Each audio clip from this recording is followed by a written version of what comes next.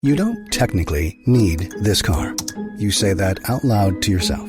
You say, I have no space. You say, I'm just looking. Then you click. Then you zoom in on photo number 87 and whisper, oh no. Then you text a friend, the one who always enables you.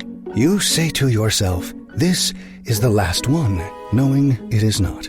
You don't need this car.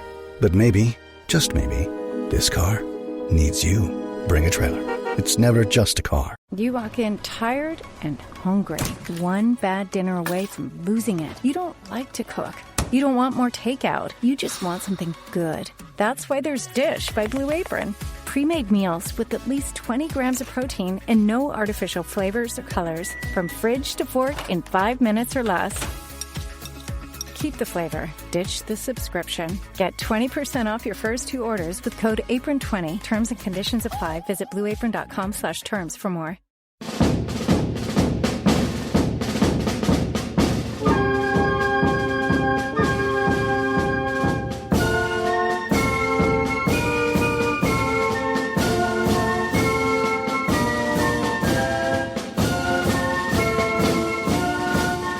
Hello everyone, I'm Chris Wynn and welcome to our weekly episode of On This Week on How We're the Podcast. And I'll get the apologies out of the way first because unfortunately there's no Martin this week. So you are stuck with me for our Jack and Ori style trip down memory lane. But luckily we have our usual storytellers, and actually we have a bonus guest today which we'll come on to in a moment. But first of all, we have Andrew Smithson. Hello Andrew. Hello Chris, how are you? I'm very good, thank you. How's your summer going? Because it's very good to be on the back of a summer on the back of a promotion doesn't get much better, does it? No, it's lovely, isn't it? It's we've got all the transfer links happening and all this, that, and the other. The fixtures have come out, and it's just nice to be thinking that we're preparing for a Premier League season rather than another stab at the Championship. So yeah, the summers go pretty decent. Yeah, that's it. I was talking, did a podcast with Lee Howie last week, and I just got lost in thought, thinking about the summer of '96. You know, we'd won the title, Mags had blown the title, and it was, Euro '96. Absolutely fantastic. What a summer. But yeah, it's not bad on this one. And of course, we couldn't do it on this week without the legendary Kelvin Beatty. Hello, Kelvin. Good morning. Exciting news, lads. I was in Jackie White's yesterday and I saw Ronaldo. Normally you see people at the Ramside Hotel or something like that, but I'll take rumours of people shopping at Jackie White's. But I was going to say, with if you see the reaction to your legendary stories now, how does it feel? Does your voice get recognised at all? Are you asking me that? What? Yeah. No. I think the people who I know who do listen just sort of point at me and shake their heads and go, "That's that knacker on the podcast." Well, we all love your stories, and it's great to get feedback on them. Just out of interest, Kelvin, with all of them, what was we're talking about summers after promotions. What's your favourite promotion? Oh, goodness me. I really enjoyed the 75-76 one. I think I'd kind of been a kid, that when I wasn't old enough for the 64 promotion. The relegation in 69-70 was dreadful. So I enjoyed the 75-76 one, but they're all enjoyable for different reasons. Yeah, that's it. All enjoyable. Yeah, and all of them just make your summer as well. But yeah, as I said, we've got a bit of a bonus guest today. And talking about going back into the history of the club, we couldn't have anyone better than our next guest, Sunderland historian. And he entertained me on so many half times on the terraces when I was reading the programmes, and it was always Rob Mason who I was reading. Absolutely fantastic, and we're very pleased to have him today. Hello, Rob. Hello there, everyone. Yeah, thanks for asking me to be part of this morning. And let's see how the conversation goes. Yeah, and it's brilliant to have you on. We've probably mentioned you a few times on this podcast. You say you don't you say you don't listen to podcasts, so you haven't listened to our on this week's. But we just thought it was a great idea to go back into even to some of the obscure events. Yeah, okay. No, I've got to confess, I'm obviously everybody who listens to this by definition is somebody who listens to podcasts. But I'm not. I've never listened to any podcast simply because I'm so old and decrepit. I've got no idea how you actually get a podcast. You know, I just read the paper and put the wireless on. That's about my limit. Well, we'll make sure we send you the link so you have to click on one thing and it just comes on. We'll try and do that. But look, let's get into it because we've got loads to get through as we always have. And as in previous on this week pods, we obviously go through a week in the life of Sunderland in terms of going right back through history. And today the dates cover June the 30th all the way up to July the 6th. And I'm just thinking about last week's competition, Andrew. I just don't know if it's worth going through that now. Yes, we can do. As you say, we're covering, what is it, the 30th of June to the 6th? 6th of July, yeah. I was paying attention, Chris, don't worry. Of course, as you always do. Yes. Yeah. So the quiz was focused on a figure in Sunderland's history who was born on the 4th of July, 1954. So many happy returns to him. He was born in the Northeast and grew up a Sunderland fan. Although as a player, it was at Aldershot where he made his name before coming to Roker initially in the late 1980s. So hopefully that's been enough clues for people to realise that we were thinking about Malcolm Crosby there, our former manager. Yes, of course. 4th of July, 1954. Malcolm Crosby born in South Shields. And as you said, talking about, you mentioned Aldershot there. And I hadn't realised that until we talked to him recently on a podcast that he actually played with Neil Warnock there, which then came into play when Bob Murray went to appoint Neil Warnock and Malcolm Crosby was caretaker manager. And Neil Warnock actually told him after that, he said he was offered the job, but he wouldn't take it because his old mate Malcolm Crosby was getting to the cup final. We have this a lot, don't we? How these links, somebody was a teammate of somebody or they played against each other and then years later it impacts Sunderland. It's crazy how football works. And had Warnock taken over instead of Crosby or before Crosby, could have been a very different set of stories we were talking about. Well, you say that. I was quite surprised about that in terms of Warnock. I always had in my head that he would just, the kind of character that I'd seen him be as a manager. I was quite surprised that he had that kind of genteelness in him almost to let his pal finish the job, so to speak. Yeah. And he had an interesting journey background to Sunderland, didn't he, Rob? Because he played for York, and obviously that's where he kind of met up with Dennis Smith and Viv Busby, I think it was, for a season before. And then he did the rounds coaching. He went to the Far East, didn't he? And then returned.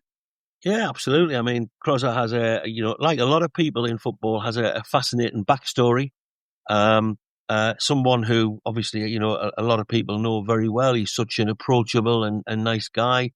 Like myself, Malcolm's currently on the steering committee of the Heaven branch of the supporters club you may well have mentioned, although I hasten to add, when mentioning the Heaven branch and being on a steering committee, we just basically nod and say, yes, Joanne, because Joanne Youngson does absolutely everything.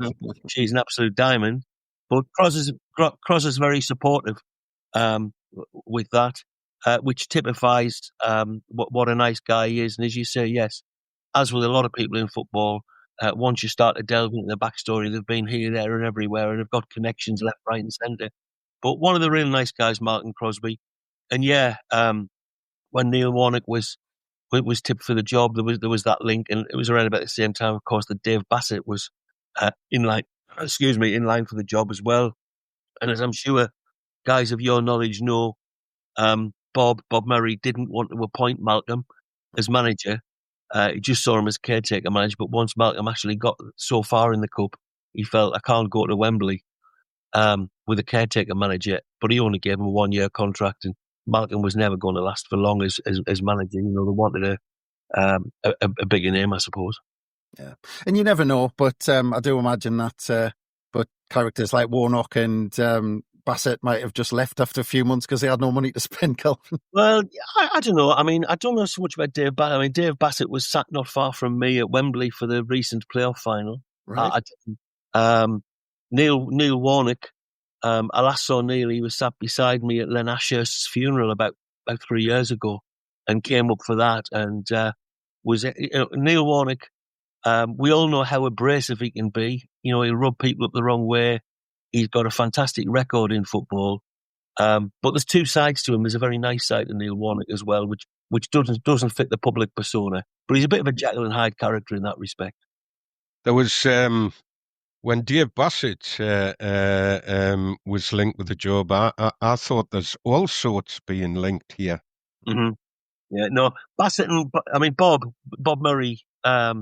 He quite openly says that. Yeah, it's a bit early in the morning for me.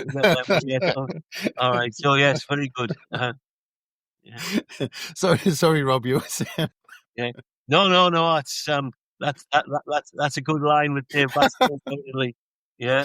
Well, as Kelvin does, he's killed that one. So let's move on. Look, let's go to let's go in chronological order, and let's go from June the 30th. We go all the way back to 1876, and this is the birth of Scottish international right back Andrew McCombie in Inverness, who went to play for Sunderland. Oh, Rob, you're saying, yep, you're nodding your head.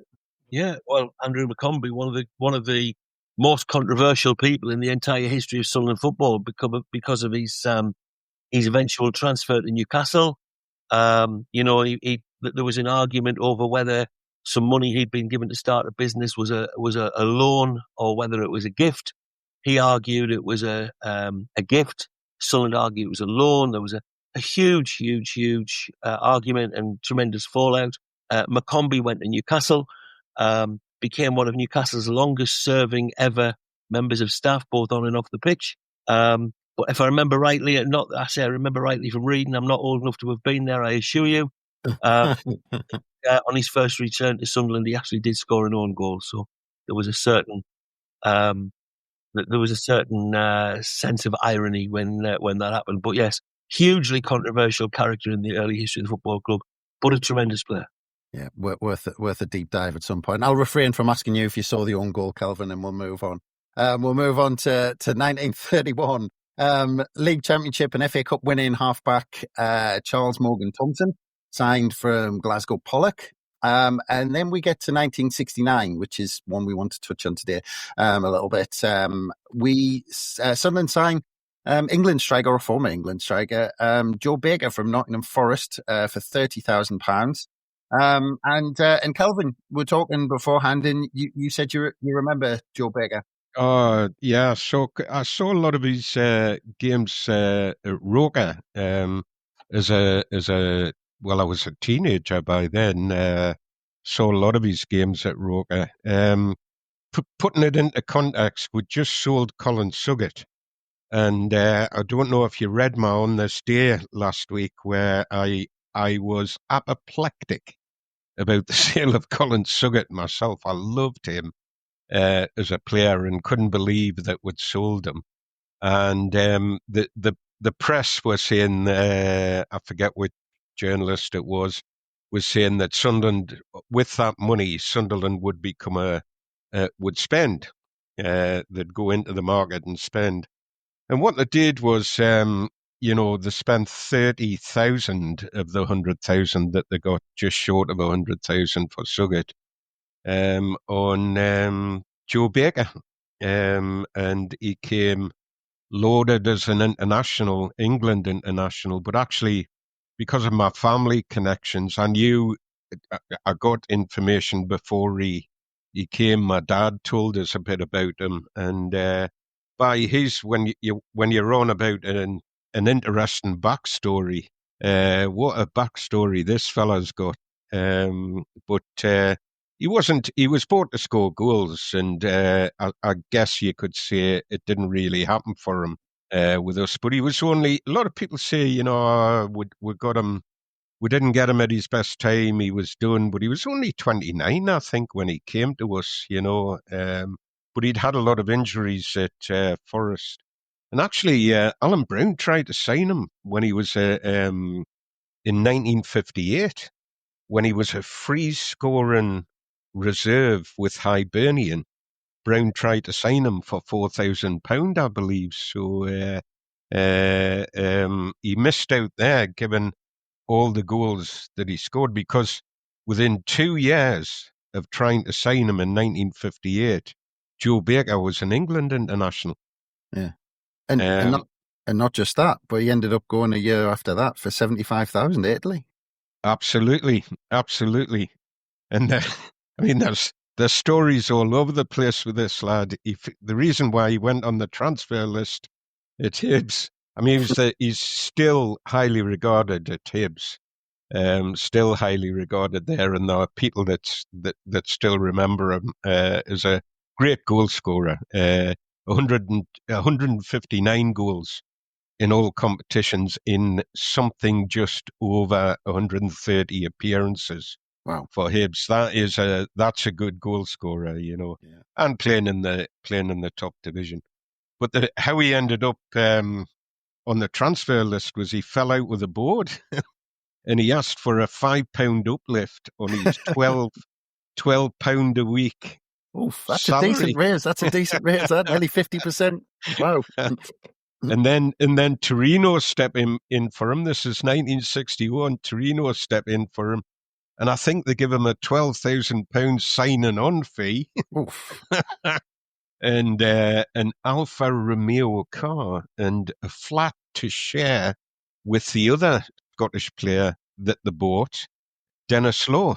Yeah. So him and Law end up in Turin in a penthouse flat, and he's flying around in an Alfa Romeo, sticking his nose up at the Hibs board for not giving him £5 a week uplift on his salary. So off he goes to Turin with Law. Most people know that Dennis Law went there, but probably weren't aware that Joe Baker goes with him. And they become lifelong friends, Law and Baker, for that time there. He scores 7 goals in 19 appearances, but there's an issue in Turin with the press. They're really intrusive in Italy, and Law and Baker struggle with that, with the press intrusion. Not just 20-year-old, the two of them, and they really struggle with it. But at the height, I think it's halfway through the first season, Joe and Dennis Law are out in the Alfa Romeo, and they have a really bad crash. Baker drives the wrong way around a roundabout and has a really, really bad crash. And when he comes to, the passenger seat's empty beside him, and there's lots of debris and blood, and he thinks he's killed Dennis Law in this crash, but he hasn't. And he requires, Law walked away with literally a scratch from the crash. Joe Baker requires really complex and intricate cranial and facial surgery. Really, really, and stuff that takes quite a while to rehab from. Consequently, he's played his last game for Torino, and ends up going to Arsenal. Billy Wright buys him for Arsenal, and pays a good sum for him. I've lost how much? About 70,000. There's a club record for Arsenal. Yeah. And he's at Arsenal. He's still listed as one of their most prolific scorers. And actually, I one of the places that I heard about Joe Baker, I used to work up in Scotland. I used to work with a lad who was a fanatical Arsenal fan and had watched Joe Baker play for Arsenal. When you're talking about links, Andrew, it's odd the way that people come in and out of your life. But he was a fanatic. He really loved the bones of Joe Baker playing for Arsenal. But he has he's there for 4 seasons and has a difficult 4th season, and they sell him to Nottingham Forest, of all teams. When he goes there, their first full season, Forest finished runners up to Man United in the league, and he's scoring goals for them, and also bringing on a young lad. I used to love this lad coming to Sunderland, watching him play. Ian Storey-Moore. I don't know if people can remember Ian Storey-Moore, left winger. Ian Storey-Moore credits Baker with, teaching him loads and bringing him on. And they score a lot of goals together. They scored at Roker. The two of them, I remember them coming to Roker. Forest were interesting in the late 60s, I think 66, 67, 67, 68. When Baxter went there, Baker and Baxter played for Forest against Sunderland at Roker Park, and I can remember watching that game. I used to be a big Jim Baxter fan, but so he does quite well for Forest, but then gets injured. He gets injuries, and again, a bit like Arsenal, he has a poor sort of season, and they sell him to us. We come in. He was supposed to be going to Huddersfield, I think, if memory serves me well, and the reputed transfer fee was 50,000 to Huddersfield, but somehow we pick him up for 30,000. I don't know whether that's anything to do with the injuries and what have you, but he's been a phenomenal goal scorer everywhere he'd been up until that point, and then he comes to us. We've just sold Colin Suggett, which is part of the context of his time with us. There were people, I was standing with people watching the game with people who kind of looked upon him as a Suggett replacement, and he just didn't. It never really happened for him in that way. But on top of that, that season, 69-70, Alan Brown and Ian Porterfield had a big fallout. And Porterfield, if you look at Porterfield's playing record for us, he never plays a game in the first team that season. And it's this fallout that they have in close season, and he's playing at Porterfield's, one of our best schemers, one of our best providers. I think one of our ball players is playing at places like Shildon and Arsenal reserves and stuff like that, because he's had this fallout. So Baker doesn't have a provider like Porterfield playing in the team, and that's part of the context of his first season with us, where he only scores 2 goals. But I tell you, one of the goals he scores, and I was there for this game, was against Man United in a once-each draw, and what a bloody goal he scored from nowhere. He sat Ian Ure down on his backside. He just drew the ball back, and Ure was like 5 yards. Ure was on his back, and then he drew the ball back, and Ure was about 5 yards away from him. Like paying the entry fee to get back into the ground, and he just smashed the ball in the back of the net. What a blooming goal. And kind of right out the blue, I hadn't quite seen him do anything like that, You felt like it was in his locker, but what a great goal it was. But he only scored 2 goals that season. Great. One of them was a great goal. Again, we got a once-each draw that day. And then, but we're relegated. It was a hard season, that, and one that I remember particularly well, is really testing your resolve as a Sunderland fan. It just felt like now it was going right, and every week you're turning up, and we threatening to win games and drawing them. We were threatening to walk away with a point and then losing games. It was just a really, really tough season. And then the following season, he goes halfway through the season. He plays 17 games and scores 10 goals. That's a bit more like it, but he's playing in the second division because we're relegated. But he does score a few more goals, one of them being a hat-trick against Charlton. I definitely remember that one. And one of them, he scored a great goal against Bolton. We beat them 4-1, and he scored the last goal. But he was, despite being 5'8", he was really good with his head. He scored quite a few goals with his head, and he absolutely sprang into a space and rocketed this header into the back of the net. Again, a bit like the Man United goal. It was like, it just sort of boom, boom, boom. It's in the back of the net, and Baker's walking away. Where's he been? Where's this from? Yeah, he just seemed to, he's shown up and smashed it into the back of the net and just trotted away again. But we halfway through that season, Davy Watson arrives and we sell him for, I think it was about 12,000 back to Hibs. And he goes back and starts scoring goals for Hibs. So, Kelvin there, you've said he scored 12 goals for Sunderland in total. Would you say that was a baker's dozen? Well, hey, I definitely would say that was a baker's dozen, Andrew. I'll give you that one. It adds nothing to the conversation, but I had to say that one. I mean, Andrew, he was also talking about Manure, wasn't he? Manure as well. I mean, I was just going to... Yeah, very good.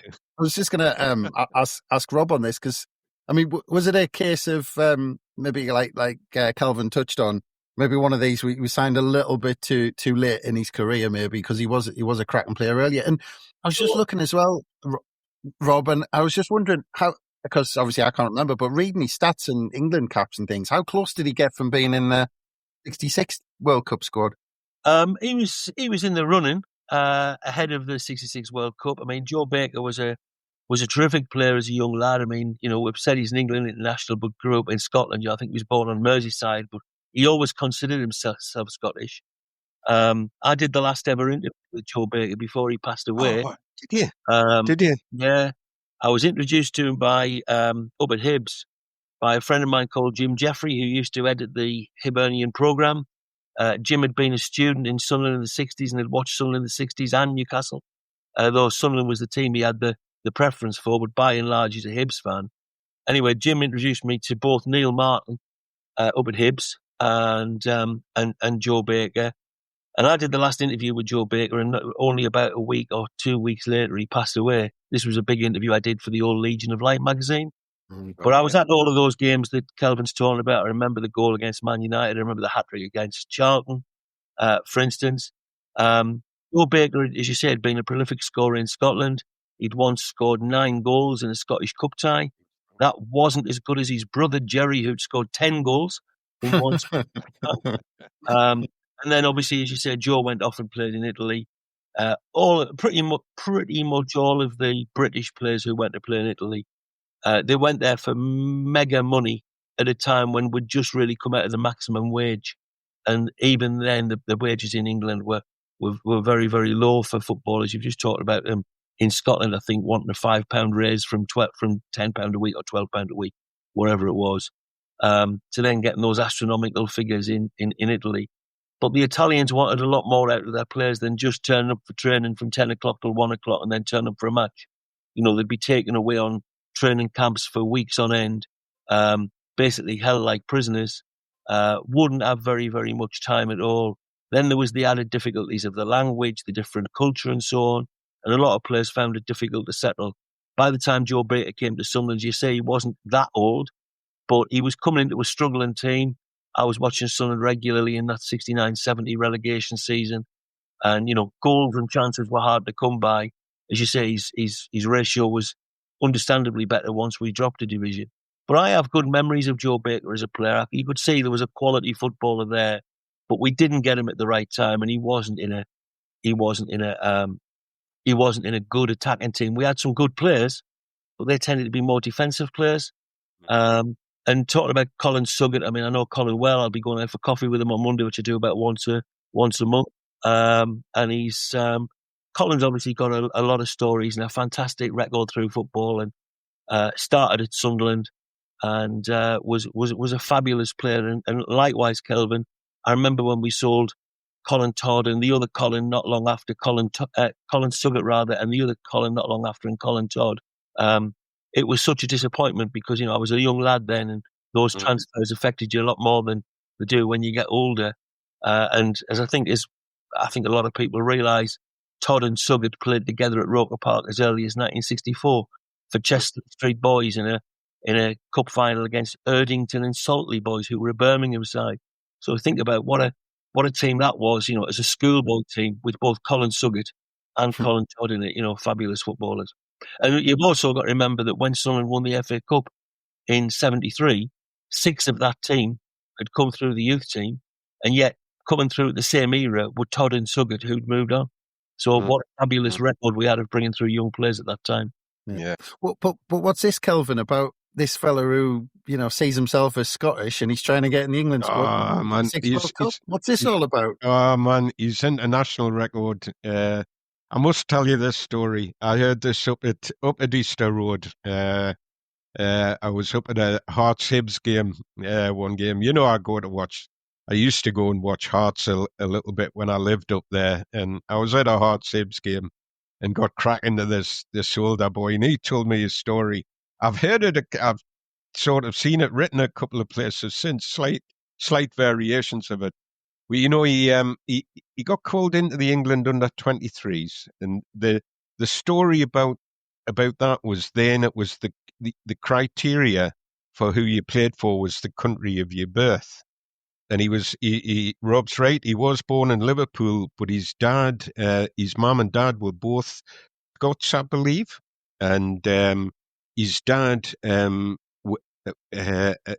Second World War had started, and he enlisted in the Marines, I think, but he passed away of injuries sustained in the fighting within months of leaving. And so the family go back to Wishaw. Jerry, his older brother, and him are taken back to Wishaw, where Mum's from, and that's where he's brought up, and thinks of himself as Scots. Gets this call up to the England under-23s. He goes and plays, and in a game at Roker Park, he scores his first international goal for the England under-23s. But a week later, he's called up to the full England team because Brian Clough's injured, and he gets Clough's berth and gets his call up to the full England team. On the way down there, I think he goes on the train. If anybody's listening to this that knows the full proper story, do correct me on this. But this is the story as told to me. He gets on the train, he goes down there, gets out at King's Cross. He's going to the England hotel for the game, jumps in a taxi, and in his broadest Wishaw accent says, "Take me to the England hotel. I'm in the squad and I need to get there." And this taxi driver, because there'd been a spate of Scottish nationalist subversive activity going on, I don't think they'd quite stolen the stone of. But this taxi driver is very, very suspicious about this lad. He's 5'8". He's saying that he's playing for England, but he's speaking broad Scots, and the taxi driver contacts the police. And the police send a car out, and Joe's bundled into the police car and taken to a police station, and he's protesting his innocence in the broadest Wishaw accent that you've got, but it just sounds, you can hear it, can't you? I'm playing for England. And these coppers are having none of it, you get in there we're not having you lot coming down here causing trouble, you know.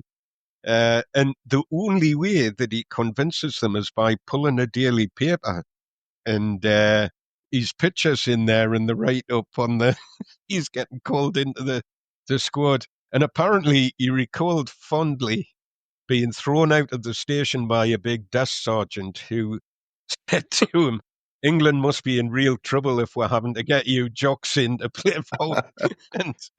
and off he goes. But I mean, you know, when he was called back into, I think he'd 5 caps for England playing when he was playing for Hibs and when he was scoring goals for fun.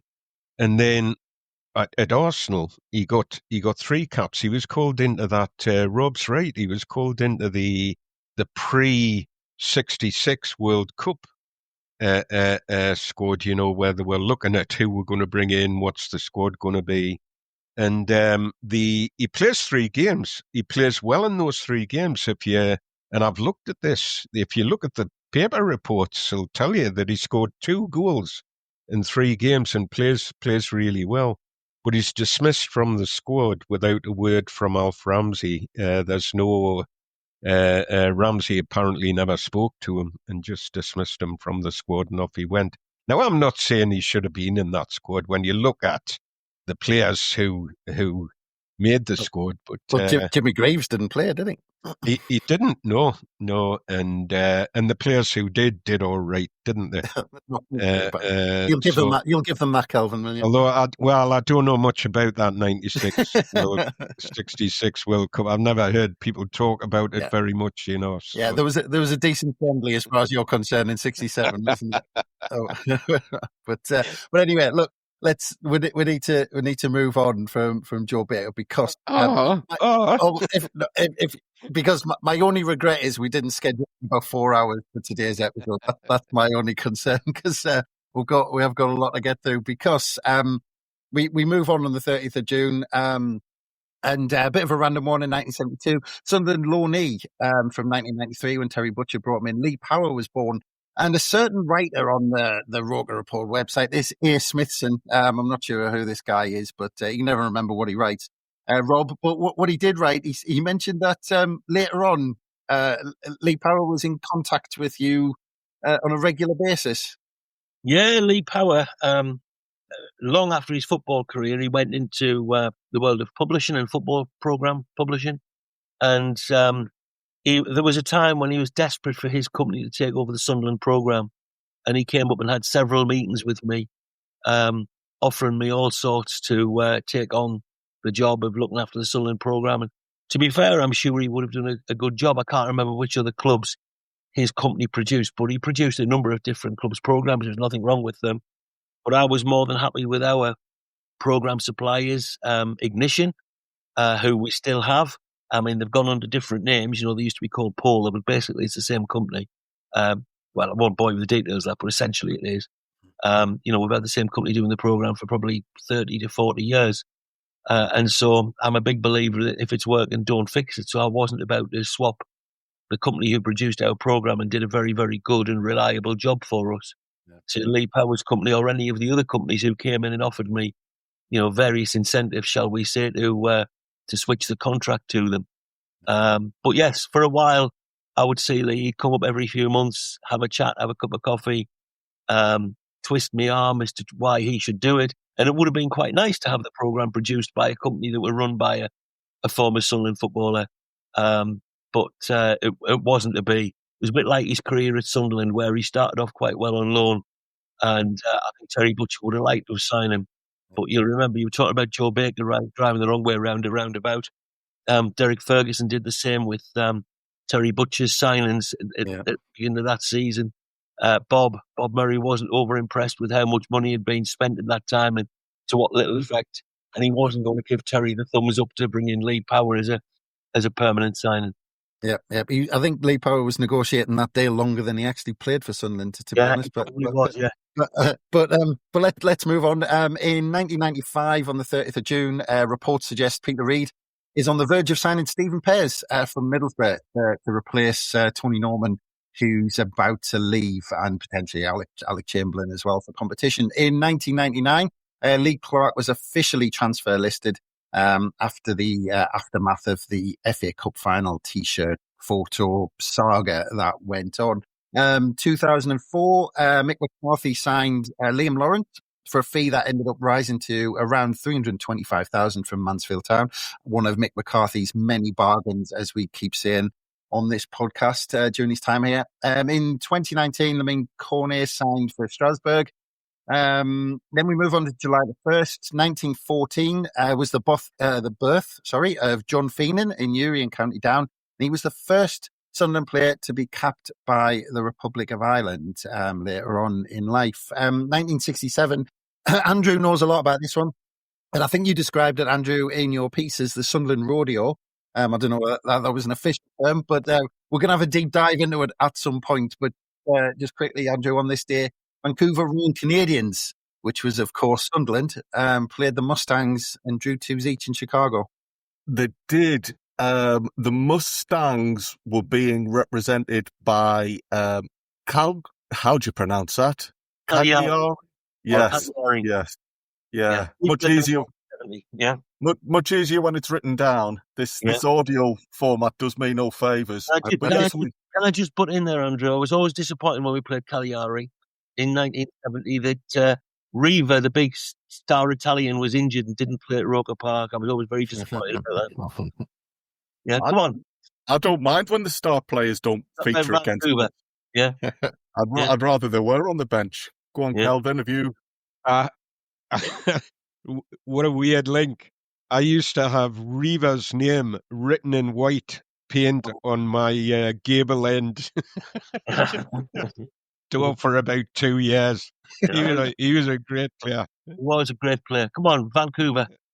How are you, man, Andrew? Get on with it. I know, sorry, gents. I must apologise. I keep sidetracking the rest of yous. Yes, so 1st of July 1967 is part of Sunderland's summer representing Vancouver in what was called the United Soccer Association. We played the Mustangs, and it was a 2-2 draw on that day. I think, as Chris says, this whole tour could easily be a pod in its own. We'll do a deep dive into this at some point. Yeah, but the goals for Sunderland or Vancouver were scored by George Cannell and Alan. It was Alan Shoulder, wasn't it? I believe he was a friend of yours, Rob. Jimmy Shoulder, and funnily enough, Jimmy Shoulder. Sorry. When I said I was going for a coffee with Colin Suggett on Monday, it's a monthly get together with Jimmy Shoulder, Colin Suggett, myself, and Malcolm Bramley, who some of you may know. Malcolm used to be Brian Clough's secretary at Derby. So who's Alan Shoulder? Was he for Newcastle? Alan Shoulder played for Blythe Spartans in Newcastle. That's it. He was a miner that I worked with down the pit. Right. Is that right? Yeah. No. Oh,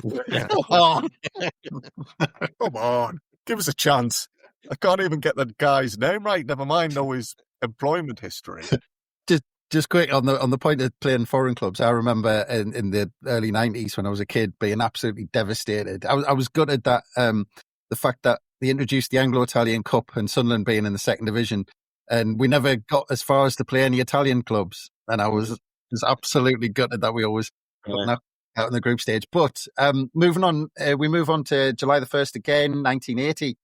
And this is a strange one. This has got some good details because this is the day that Sam Allardyce signed for the first time of his 3 jaunts up to Sunderland. He signed from Bolton for 150,000.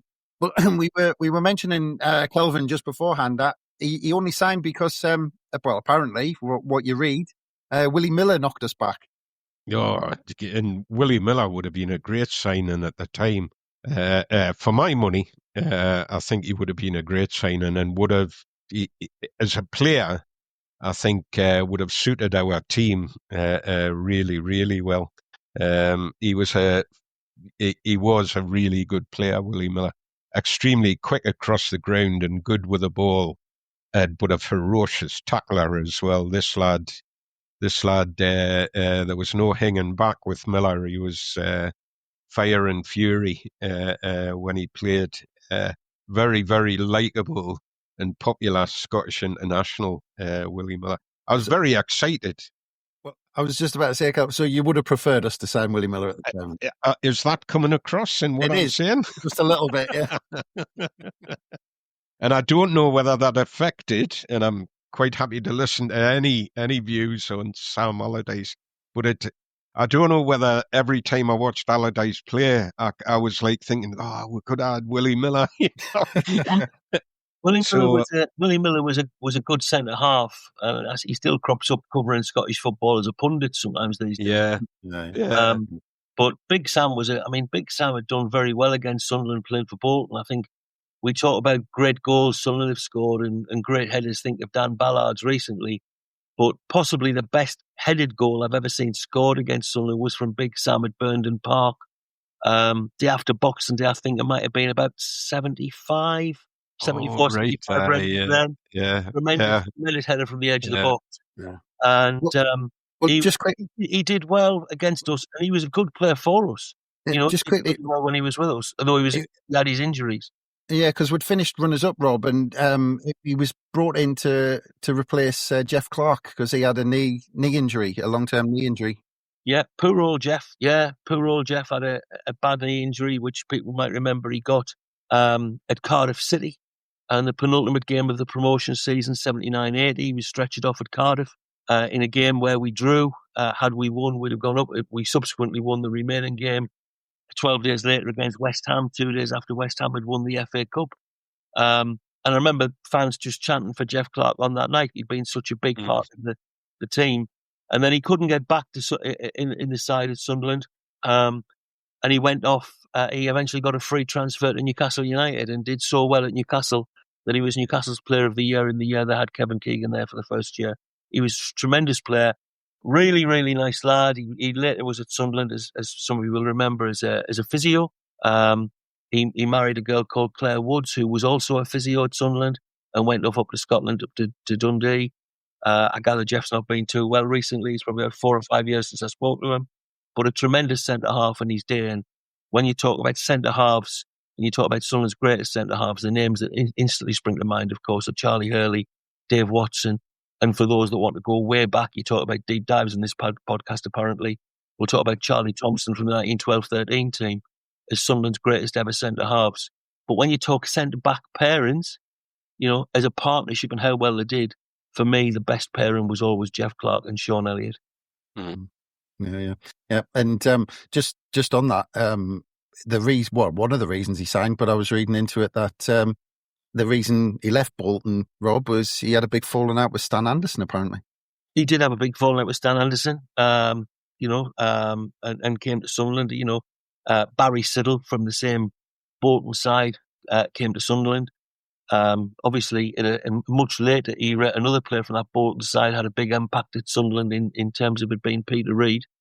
And Sam would have stayed at Sunderland longer. But there was a bit of an argument at Sunderland over whether the club would help him with a bridging loan for a house he was trying to buy, and the club wouldn't. And in the end, Sam was only at Sunderland for about a year and then disappeared off as a player. I always wished he'd stayed longer as a player. And by gum, do I wish we could sign a centre-half like Sam Allardyce this season, because looking at this summer and what we need for next season, top of my shopping list would be a big, strong, commanding, experienced centre-half. Well, I'm just going to bring Kelvin in on this point, because you might have a slightly different view on that signing. Well, he was definitely big and commanding. I wasn't his greatest fan when he played for us. Some of that might be down. I don't mind admitting some of that might be down to we could have had Willie Miller instead. But, Kelvin, are you not just upset with Allardyce because he left us for the England job? Did you? In all seriousness, Rob says there that he wouldn't have minded if Allardyce had stayed as a player. Mm-hmm. I think as a manager, I know he had a fractious relationship with Ellis Short, and there was issues before the England interest. But I think pretty much every Sunderland fan would rather he'd hung around for another season than the fella that replaced him. God, as manager now we're talking about, not as player. I wouldn't argue with you about that. He definitely had something in as a manager, and Do you know what surprises me about him when you think of the kind of character? You should never judge a book by its cover, should you? You think of the kind of character that he presents, his public persona to the general footballing public. He presents as a bit of an old-fashioned dinosaur. To me, that's how he presented. But he's nothing like that, is he? When you hear about what he was up to, and Rob maybe knows even more about this than I would know. Sam was very, very advanced in terms of being on the cutting edge of footballing data, the modern approach to football. And he'd learned that shortly after he'd finished his playing days. He'd gone and worked in America. He'd seen things in American sports, which he then brought back to England. And he was well ahead of the time. I thought Sam was an excellent manager. I really did think he was an excellent manager. The fact he got Bolton Wanderers into Europe, for instance, and kept them up at the top half of the Premier League for goodness knows how long, and got them to the League Cup final. Remember, it was them that lost to Middlesbrough, the League Cup final in 2004, for instance. And he did that with Bolton Wanderers. Shows what a good manager he was. And of course, he had success elsewhere as well, but not County. And I think, was he at Sligo Rovers? I can't remember. He had Ricky Sprague coaching with him at Bolton, and Ricky always spoke very highly of him. Certainly when he was at Sunderland, he took a little while, a few weeks, a few months to maybe get the team turned around.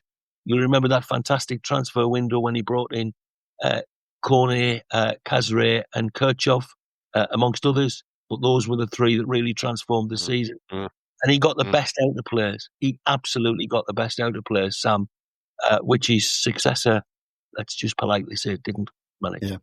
Well, yeah, and he had that spell, of course. I think it was after he left the Notts County job where he joined Peter Reid, didn't he? He was on Peter Reid's coaching staff for a while, and it's funny because you watch Premier Passions and things, and you see him in the dugout as just a coach. Yeah, I mean, Sam was never going to be there for long. I mean, Reid was doing his old roommate from Bolton Wanderers, doing him a favour, giving him a job. But Sam was never going to stay in that job for long.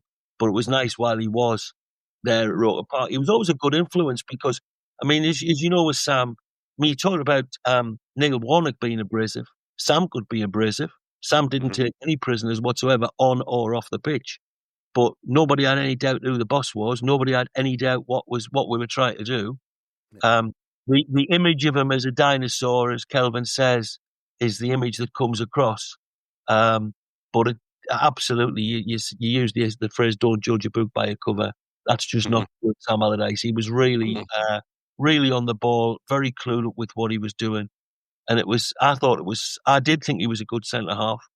Willie Miller or not, I did think he was a good centre-half. and as a manager, I mean, let's face it, I mean, Willie Miller might have been a great signing, but we thought Russell Anderson would have been a good signing when he came from Aberdeen, and he just wasn't at it. Although Kelvin might well say completely different player. No, he wasn't. Russell Anderson wasn't at it. Yeah. But Sam, as a manager, when he left to get the England job, I was not surprised, but I was gutted. I saw him. I had dinner with him in the canteen at the academy a couple of days before he left, and I shook his hand. I said, "Congratulations on getting the England job, Sam." And he says, "What do you mean, Rob?" He says, "I haven't got it yet." I says, "I know, but you're going to get it, and when you get it, you'll disappear. I'll not get the chance to say all the best to you." And sure enough, 48 hours later, he was off. Yeah. And you're talking about good influence on it when he was here under Reid. There's a good story that Lee Howie tells on, I think it was Under the Cosh, when he said we were playing, I want to say Leeds United, and Brian Deane was up front for them in the Premier League. And at half time, he said Lee Howie thought he was doing all right, but Sam Allardyce followed him into the toilets when he went went to the toilet quickly, and Sam Allardyce followed him in and said, "Get stuck into Brian Deane, hammer him, smash into him, give him one." And then Lee Howie came out all pumped up, and then Lee Howie smashed his ankle trying to do Brian Deane. And actually, you talked about Ricky Sprague. We did a podcast with Ricky Sprague, and it was fascinating listening to Ricky Sprague how, in terms of Allardyce's war room that he had at Bolton Wanderers. And but he said Allardyce would ask anybody. He said if the kit man had a view, he'd be like, "What did you think? How did you what did you notice?" And everything he picked up on. Absolutely. But yeah, and who knows if Harry Kane hadn't have taken a few corners who knows what would have happened over those few years. But moving on, our next one covers a couple of days because, and I'm trying to do this the right way around, if we just move ahead to day on July 2nd, 1979, Chris Turner signed for Sunderland from Sheffield Wednesday for £100,000. And then if we go back a day to July the 1st in 1985, Chris Turner is sold to Manchester United for apparently a record equaling fee of £275,000. But I haven't been able to back that up. Just quickly, Rob, that because I read it was a record equaling fee to Manchester United, but I haven't been able to find out what that actually equaled. I don't know if you've got that to hand. I think it would have been the Dennis Stewart move, although that was tied up with the fact that Tony Towers came in the opposite direction and Mickey Horsell went to Man City on the same day. Right. But yeah, when Chris went, Chris Turner was a fabulous goalkeeper for Sunderland. I mean, goalkeepers are my thing, really. The first ever book I ever wrote on Sunderland was on every goalkeeper ever to play for Sunderland, and in my opinion, Sunderland's best ever goalkeeper is my all-time favourite player, Monty. And we've had many, many good goalkeepers, but in my lifetime, Chris Turner is the second best goalkeeper we had after Monty. He was absolutely excellent. I mean, we've had other great goalies, of course. You know, I don't need to list them. We all know the great goalies we've had. But when Chris went, you know, he was made captain on his last appearance. We were already relegated. Len Ashurst made him captain. Can't think of another time off the top of my head when we've had a goalkeeper as captain. And it was a game at home to Ipswich Town. You know, we got beat. There was a crowd of under 10,000. It was a top flight game. We had an absolutely shocking end of the season. But Chris, we'd have been relegated long before if it wasn't for Chris Turner. And we certainly wouldn't have got to the League Cup final that season if it wasn't for Chris Turner, particularly his performances against Nottingham Forest and Tottenham in that run. And I remember a year or two later, we played away to Manchester United in I think it was the league. Yeah, it would be, the League Cup or the FA Cup, whichever it was. Might have even been the league game. I can't remember. But we were away to Man United. And Chris Turner at the time was vying with Gary Bailey for the number one slot at Man United. And I remember the Sunderland fans spent most of the game chanting, "We all agree Turner is better than Bailey," because I think it was Bailey that was playing. And, you know, I don't think I've ever heard Sunderland fans spend so much time singing about an opposition player in a positive manner as opposed to a derogatory manner. But yeah, very, very popular player at Sunderland, Chris. Excellent goalkeeper. Not the biggest, but very, very agile, like Monty. Very, very brave. I think people might remember he even fractured his skull at Norwich once when Nick Pickering ended up going in goal. Terrific player and a lovely lad. I used to watch him when I was a student in Sheffield. I used to watch him play for Sheff Wed before he came to Sunderland. This was when Lenny Ashurst was at Sheff Wed, and around about the same time Ian Porterfield was playing for the Owls. But yeah, great player, and as I say, a very nice lad, Chris Turner.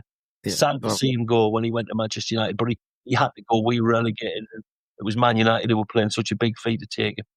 Yeah, well, I live in Sheffield, and they still talk about me, Kelvin. And look, I mean, Kelvin, I remember watching Chris Turner in his second spell at Sheffield Wednesday, and I remember him being good then. Yeah. But I mean, Kelvin, can you describe to us how good he was for Sunderland? Yeah, I totally agree with Rob. And we've got the same top two goalies of all the goalies that I've seen. We've just can I guess that it's Barry Siddle, number 3?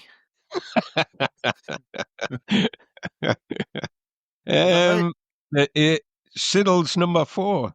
Oh, so close. We've just done Rob won't know. We've just done a top 10 goalkeepers. Okay. Just last week, Rob. But it's top 10 goalkeepers in living memory or ever. Well, we had to cater for some young'uns who were on. So I never got to talk about the young'uns were me and Andrew, so we had to go back as far as 1990. So one of the ones that we're talking about last week sneaks into my top 5. Tommy Sorensen. I thought was a cracking goalie, but the top 2 would be Monty and Turner, and that's how good Chris Turner was for me. What a really, really good goalkeeper. I tell you we were talking about him a bit last week, and I actually thought this, almost said this last week. If you want to know what kind of goalkeeper Chris Turner was, he was a little bit like Shea Given was a little bit like Chris Turner. Good comparison. Yeah. He had everything. Not the biggest lad, 5'10", but oh man, his positioning, his reflexes, his bravery, you know, and that 84-85 season, I mean, he was keeping us in games that if he hadn't have been there, you know, and it's always a daft thing to say if the goalkeeper hadn't have been there, but honestly, he was keeping us in games we had no right to be in. He had a fantastic season that season, relegation or not. I think he was the player of the year, supporters player of the year that season. Fantastic goalkeeper. And I always used to hear on the grapevine what a nice lad he was as well. Always up to stuff, you know, up to stuff like hospital visiting, coaching schools, stuff like that. He always had there seemed to be lots of that kind of feedback about him, you know. Yes, Chris. Yeah, nice, great, top memories of Chris Turner. There's a bit of talk about Sunderland being interested in the goalkeeper at the moment. Well, if that's true, I do hope that we sign him on July the 2nd. Yeah. July the 2nd was the day we signed both Chris Turner and Tommy Sorensen. So, we'll sign a goalkeeper. Let's just complete the deal on July the 2nd and hope that's an omen. Oh, man. Yeah, that's a good one. Yeah. Well, I mean, he came through, and I mean, God, he had to impress Jack Charlton, didn't he, at Sheffield Wednesday? But it's amazing when you look that he went for so much money, and you know, he's only 20 years old. But it just shows that people are shelling out for it, because I think back then it was more considered that goalkeepers, you know, had to be that little bit older or became better when they were a little bit older. So it's a bit of an anomaly that he went for so much money at such a young age. Well, that's always the case. I mean, people tend to say that one of football's cliches is that goalkeepers get better as they get older. And people do tend to like an older goalkeeper. But as with all such cliches, there are things that buck the trend. You know, if you're good enough, you're old enough. You know, let's not forget that Sunderland's 15 years and 185 days goalkeeper, Derek Foster, when he played on the opening day of the 64-65 season, is still the youngest goalkeeper ever to play in the top flight. You know, so if you're good enough, you're old enough. Monty was just very young when he came in to replace Peter Wakeham. You mentioned Stan Anderson a few moments ago in having a row with Big Sam at Bolton. I think it's well known that it was Stan Anderson who persuaded Alan Brown to give this young lad Monty his debut at Sunderland, at which Brownie did in a League Cup tie against Walsall. And you know, Stan used to tell me, he says, I used to bang on so much about Monty. He says, actually, I think I didn't do him any favours, because he says, while he'd had that League Cup game against Walsall, it took a few more months for him to get a league game. And he says, I think Alan Brown would have picked him, but he says Alan Brown didn't want to think that I was picking the team and he wasn't in charge. So he maybe waited a bit longer than he might have otherwise done had I not been banging on about him. But the point is, Monty was very young when he came into the side. You look at other goalkeepers around the world, Donnarumma at Paris Saint-Germain now, he was just about 17 or 18 when he really started to establish himself in Italy, for instance. So if you're good enough, you're old enough as a goalkeeper. And Chris was certainly good enough and established himself at a young age at Hillsborough. Yeah, and like I said, really thought that about Given, so it makes sense. Absolutely. I mean, Shea Given was a great goalkeeper. I mean, I think off the top of my head, he had 12 clean sheets in 17 games in his time at Sunderland. Sunderland obviously tried to sign him and he went to Newcastle, as I'm sure as you lads and many of the listeners will know, the reason we lost him to Newcastle is that Newcastle's manager at the time was Kenny Dalglish, and Shea was a huge Celtic fan and wanted to play for Dalglish, and went on obviously being a legend at Newcastle. Though, in fairness, whenever I've interviewed Shea Given in years gone by, when he's been a Newcastle player or after he's been a Newcastle player, he was always very respectful of Sunderland and appreciated his time at Sunderland. And he did hold the record of the last player to still be playing who'd ever played for Sunderland at Roker Park. Oh, wow. There you go. Good start there. And actually, just in terms of, on paper, and again, I'm reading the words of this A. Smithson. I mean, cracking writer we've got on Roker Report. And but, although Chris Turner's, we had a good stint in the top flight while he was here, I was looking at his potentially his highlight, his honour that he got was the Daily Express five-a-side tournament in 1979. Now, I've always looked at this thinking this should bring this back, really. Oh, aye. Absolutely bring it back. It was brilliant. Yeah, absolutely. Did either of you ever go to one, Kelvin, Rob? You used to see the highlights on TV. I'd never been. No. It was in the days. I mean, it was a game in November '79, and Sunderland were actually in London the following Saturday. I think we were playing Orient, and the 5 or 6 players. There was 6, including John Cook, who was the unused sub, who went down. I think they stayed down for that week. But no, you didn't. Unless you were in the London branch, you wouldn't see it. And in the days, there was no coverage on the radio. There was no such thing as the internet. So I'm sure Kelvin will be the same as me. The highlights of the entire tournament was shown on I think it was Sports Night, the midweek program presented by David Coleman, and we watched that shown through the rounds, not knowing how Sunderland had done. And there we were. We beat 2 or 3 teams, including Newcastle. Kevin Arnott scored a total of 10 goals over the 4 games we played. Ended up in the final playing Brighton, who included Mark Lawrence, and obviously went on to be a big star with Liverpool. And later the match of the day pundit for younger listeners. And we went on to win that. And for many, many years, until we had our 3 recent wins at Wembley, against Tranmere, against Wickham, and against Sheffield United. For many, many years, that team, you could always say, was Sunderland's last ever Wembley winning team. But it was at Wembley Arena, not Wembley Stadium. But the trophy for that, by the way, the Daily Express 5-a-side trophy, I have on display in Queensbar at the stadium. It's still there. Wow, brilliant. Yeah. Brilliant, yeah. Mm-hmm. Chris Turner presumably was ideal for 5-a-side because from what I gather, it was his reflexes were his biggest. Absolutely, 100%. I mean, that 5-a-side team were all ideally suited. If I remember right, it was Mick Buckley, God rest his soul, no longer with us. I mentioned Kevin Arnott there. I think Stan Cummins might have been. Yeah, Cummins played. They were all really, really players who were ideally adapted and suited to 5-a-side football. They did really, really well. And it was a big achievement, and it was a very prestigious tournament. I mean, Chris just said it'd be lovely to bring it back. It'll never happen, of course, because top class teams wouldn't let their best players go and play in it these days. But back in the day, all of the big clubs who participated, they didn't send down second raters. They didn't send down squad players. It was their top players who would go and play. Yeah, absolutely brilliant. Big deal. And the interesting thing is, you can't find any footage of it anywhere because I've looked in the past, and it's really difficult. I don't think there is any. I mean, years later, they used to do the Sky Masters thing, didn't the 6-a-side? Yeah. I went to see that once or twice at Newcastle Arena. But then it was, if you like, with all due respect, players who were, we say, past their best or even retired, playing for clubs and representing clubs. But the old Daily Express tournament was the real thing. It was top players going all out to win, and there was a lot of prestige associated with it. Yeah.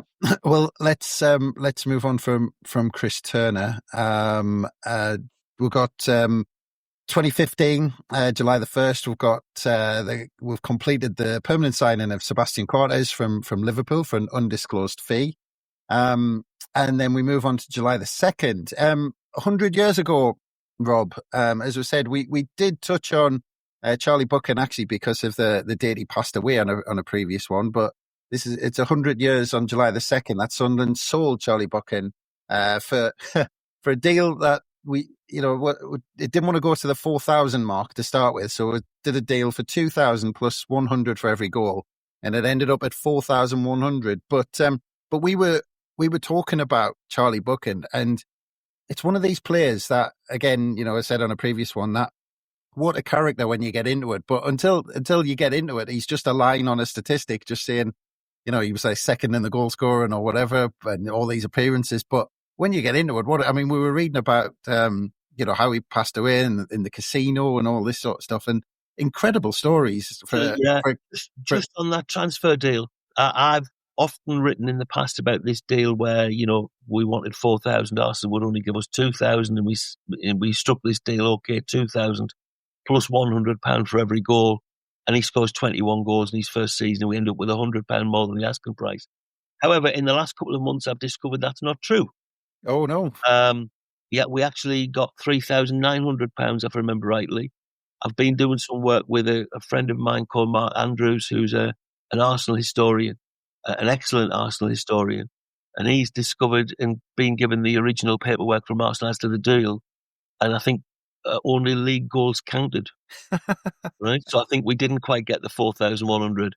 Still a good story, but I've only recently come across this during the course of the last 2 months or so, courtesy of Mark Andrews at Arsenal. But I'm in regular touch with Charlie Buchan's granddaughter, Frances Klepp, who runs a bookshop down in Torquay.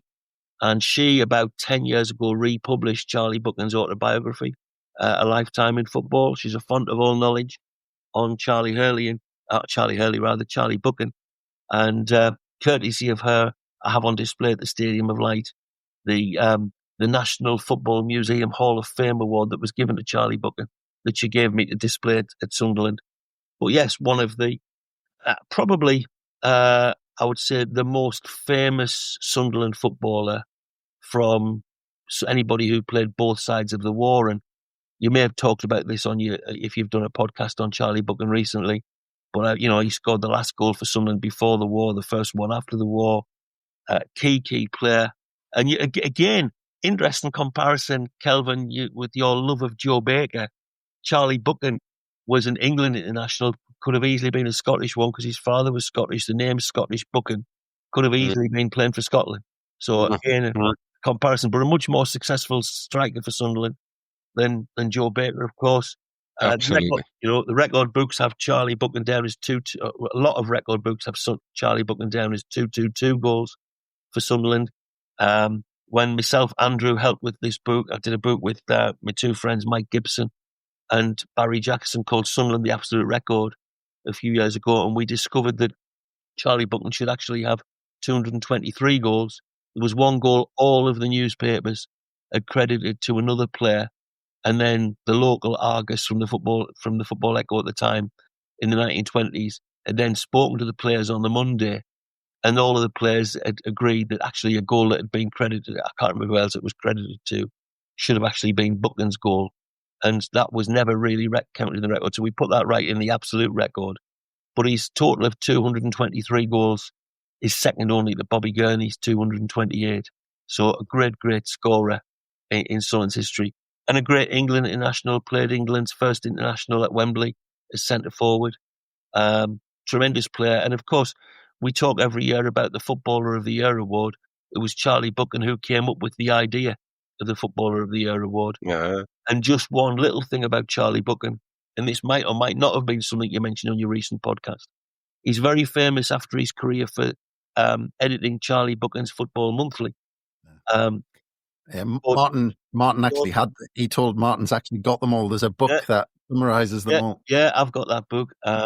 But less well known is he also edited Melody Maker. And he had a young Cliff, at one point he had a young Cliff Richard as his office boy for 3 weeks. Well, Cliff Richard was Charlie Buchan's office boy.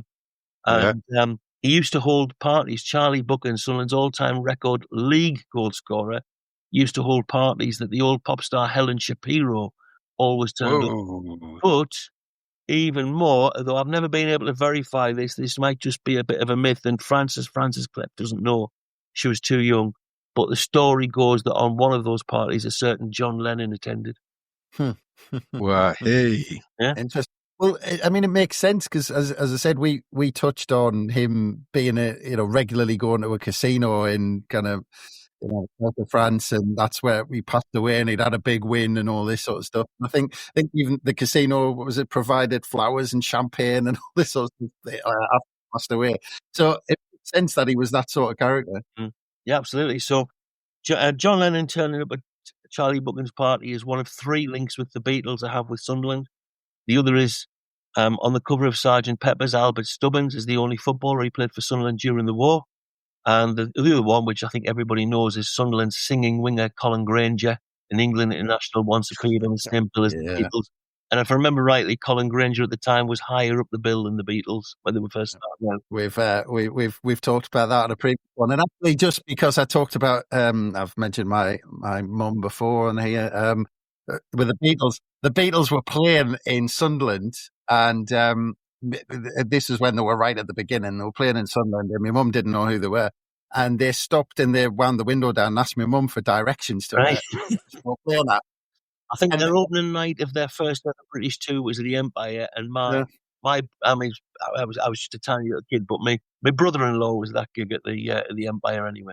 Yeah, and my mum's mates were like, "Did you know who that was?" And Mum went, "I haven't got a clue." Fantastic. It's been like at the 2014 League Cup final. I got a lift down from the posh seats I was in, and I was in the lift with one of the two brothers out of Oasis. And I still can't remember which one it was. But when I got out, I said to the young lads, and I says, "I know he's one of the ones in Oasis. My sons are going to kill us if I don't tell you." I don't know. And they did tell us, but I've forgotten. I didn't even know the name.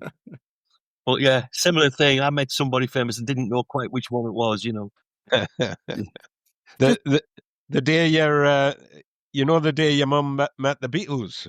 That wasn't the day she was walking out with Martin Harvey, was it? I'm not going into that. I'm staying well clear, Kelvin. But just on the Scotland-England thing with Charlie Buchan, because actually from what I read, his dad, they were originally lived in Aberdeen, and his dad moved down to London to be a blacksmith or something like that. Yeah. I mean, was he born in Scotland originally, or was it after he started? Charlie Buchan's born in, I can never say this, but it's a London word. Is it Plaistow, Plaistow? Right, okay.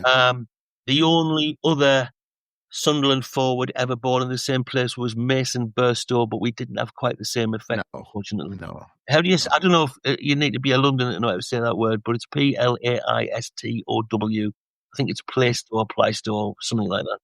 It's funny today, Kelvin, we keep coming up with these great England strikers who didn't want to play for Scotland. I never heard that they didn't want to play for Scotland. Well, that's how I'm interpreting the whole thing. You're being wicked there, wicked.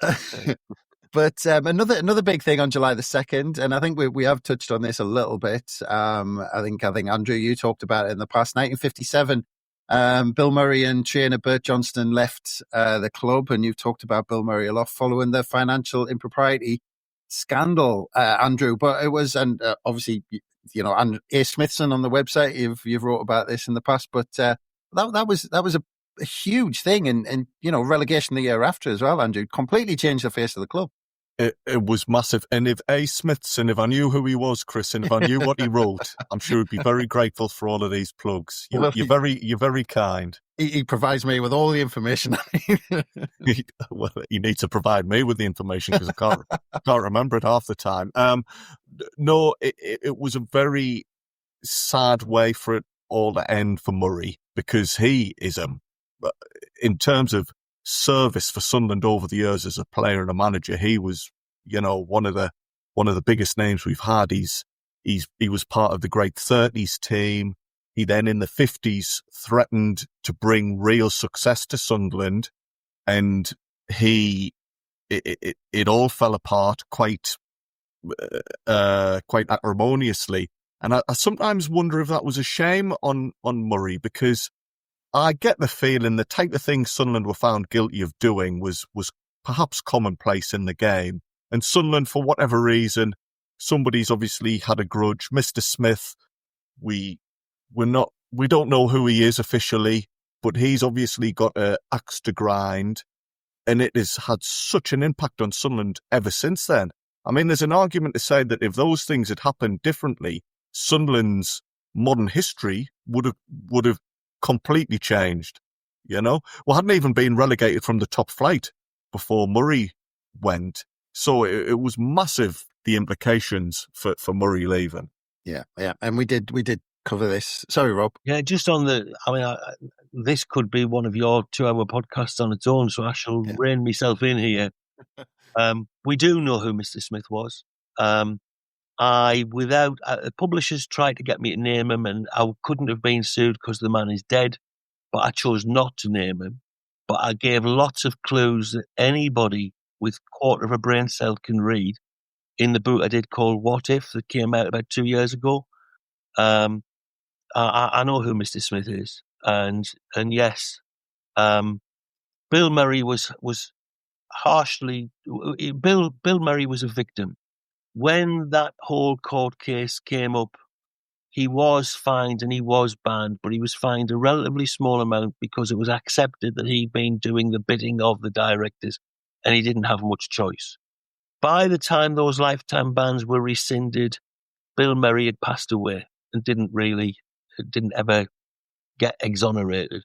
But Andrew said he was one of the greatest servants in the history of the club. He certainly is. If you add his appearances together with the matches he managed, he was involved in more games for Sunderland Football Club as a player and or manager than anybody else in the club's history, bar none.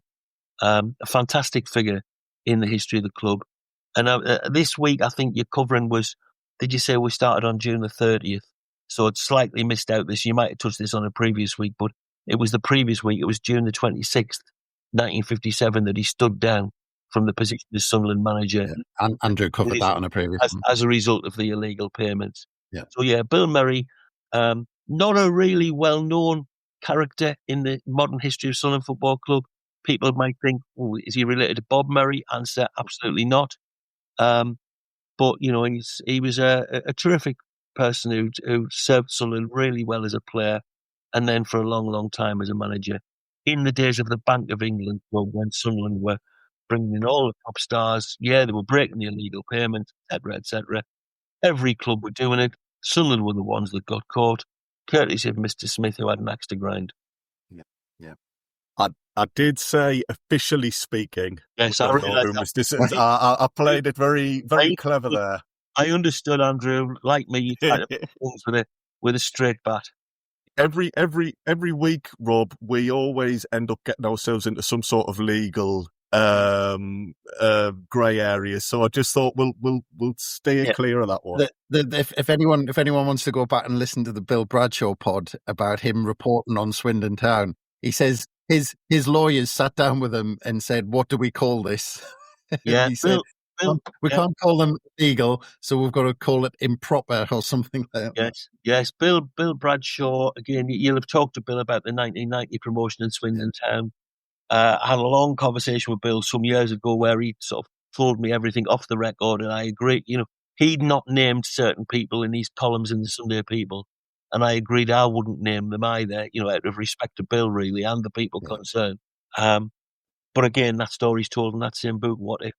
Yeah, he was, that was it. He was getting calls from the Quality Street gang and all that sort of stuff. Great story if anyone wants to go back and listen to it. But let's move on, because July 2nd, as we said, we go to 1998. Thomas Sorensen signed for $1 million from OB or Dents, and I think it was the same day that Carsten Fredgaard signed as well, or it might have been within a day or two, because he came with the nickname of Lightning and left with the nickname of Chocolate Fireguard. So he was successful at Sunderland. 2002, Robbie King decided not to sign for Sunderland from Leeds United for $9 million. Maybe we weren't his boyhood club, like every club he seemed to sign for were his boyhood club. Move on to July the 3rd, 1959. Billy Elliott left on a free transfer to non-league Wisbech Town and returned as a coach in 1968, of course. 1977, just quickly bring you in on this, Kelvin, because Tommy Gibb and Dick Malone left Sunderland to join Hartlepool on free transfers. I mean, was it about time for, because Dick Malone, obviously, for, you know, one of the cup final heroes. I mean, was it a sad thing or was it time? Well, we're talking a little bit about Dick last week, weren't we, if memory serves me well. Yeah, I do, probably, but my memory of that was he left with a lot of, you know, good wishes from fans. He left with a lot of good wishes and a lot of happy memories of Dick Malone playing for us, and a hope that he could, you know, do some business at Hartlepool. he always seemed to me, Malone, to be a player that would give 100%. Whatever he was doing, he'd be giving you 100%. And I always thought he would be. When he signed for Hartlepool, I thought it was a good signing for them. And it probably was overdue. I think he'd spent quite a bit of time. I can't remember how many games. I don't think he'd played a lot that season at all. And obviously wasn't fancied by Jimmy Adamson. So yes, it was time. But what a fantastic servant to the club Dick Malone was, and lots and lots of happy memories of watching Dick fly down our wing. And I always could never help when Bob Stoker was his manager.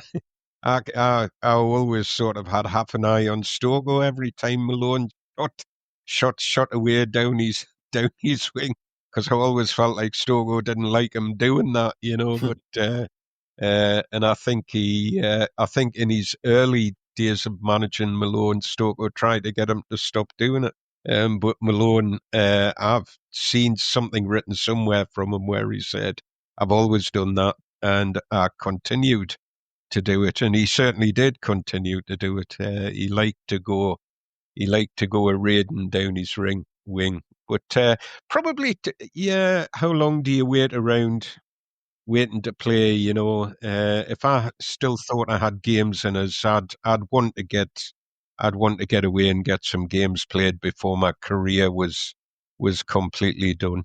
Yeah. Yeah, Dick Malone there.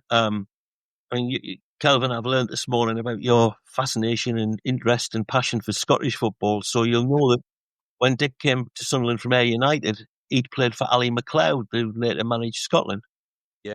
And Dick always says to me, Ali MacLeod was responsible for encouraging him to charge forward, because at Ayr United, under Ali MacLeod, Ayr had a very, very attacking side, and Dick got a lot of goals going forward.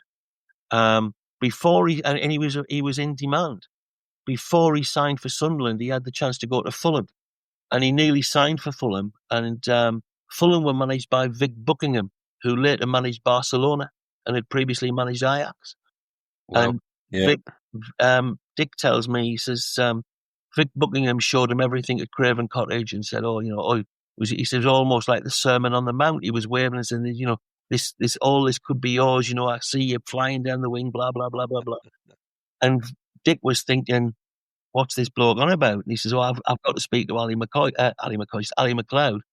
and managed to get Vic Buckingham to ring Ali MacLeod from the manager's office at Craven Cottage.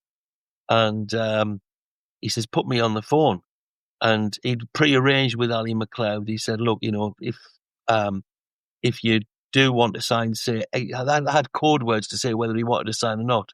So Dick had used this code word to indicate he thought Vic Buckingham was crackers, and he didn't want to sign for him. And he used this particular code word, and Ali MacLeod dropped out of the deal and said, no, he's got to come back here. And then eventually, we're talking about the sale of Colin Todd earlier on.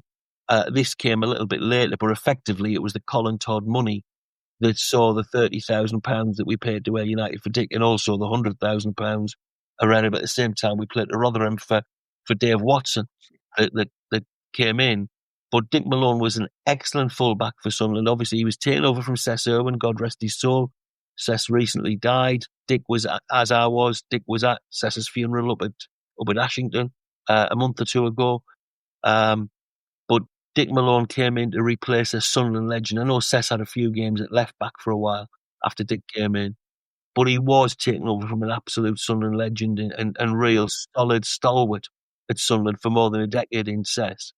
And Dick was every bit as good. And, everybody remembers his two cracking goals he scored, one against Orient, one against Portsmouth. Really, really, really good player. And, he was known as Tricky Dicky. He would take people on, he would dribble. It would be mazy dribbles when nobody in the ground, including Dick, seemed to know where he was going. But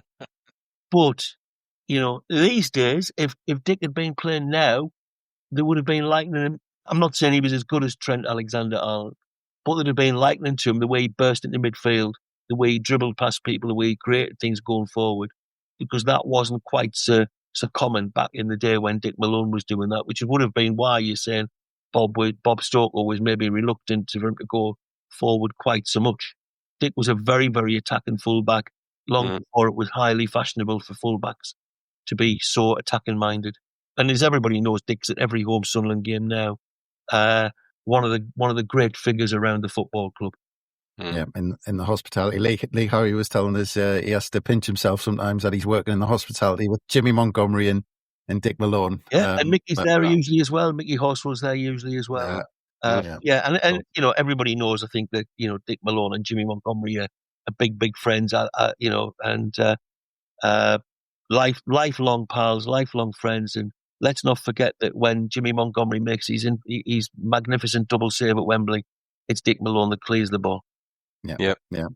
That's it. And so let's move on to 1984. On July the 3rd, Billy Deaf dies at the age of 83, 1920s, outside left. I'm fully expecting Kelvin's already got a grin on his face. Any one-liner you want to know? No, yeah. Because I'm sure Martin told a story of, and I can't remember, I'm trying to rack my brains what the line was, but he said there was a story on the radio or something, a headline, where it said, death frightens the life out of someone or something like that, and his mum was doing the sign of the cross, going, "What's all that about?" A lot of people, I think, who were called Death, such as the Reading goalkeeper in the 1973 Cup run, Steve Death. I think they tend to pronounce their names as if there's an apostrophe between the E and the A, and Diaf. But you mentioned Lenny Lawrence, you know, or Liam Lawrence, to give him his proper name, Lenny to give him his nickname earlier on, saying we signed him from Mansfield. Well, Billy Death was similarly signed from Mansfield, you know, winger in the 1920s, played about 50-odd games, scored just over a dozen goals, and, played his role in Sunderland in the 1920s were a good side. They didn't win anything. The 1920s was the only decade between Sunderland coming into the league and the Second World War that we didn't win anything. But we were in the top three of the First Division for 4 years out of 5 in the middle of that decade. And then Billy Death's most famous game for Sunderland was his last game, the last game of the 27-28 season. It was 45 years to the day before the 1973 Cup final, i.e. May the 5th. And it was a game at Middlesbrough where it was a relegation match. Middlesbrough needed a draw to stay up. Sunderland had to win to stay up. Sunderland won 3-0. Billy Death scored one of the goals. That was his most important contribution to Sunderland Football Club. Yeah, apart from being a gift to all headline writers. Yeah. He had a killer touch in that Borough game. There you go. Right. We'll leave that one there. 1999, and Steve Bold signed for Sunderland for around £400,000 from Arsenal. Now, I'm just going to go very quickly on it because he's still to this day, I think, in terms of me seeing a centre half in the flesh, he's the best that I've seen in the flesh in terms of a central defender in a Sunderland strip. And God knows what he was like for Arsenal fans to be able to watch him in his prime, because I thought he was brilliant, even though he did pick up a nasty injury and didn't play as much as I think he would have liked. But move on to 2006. Big news.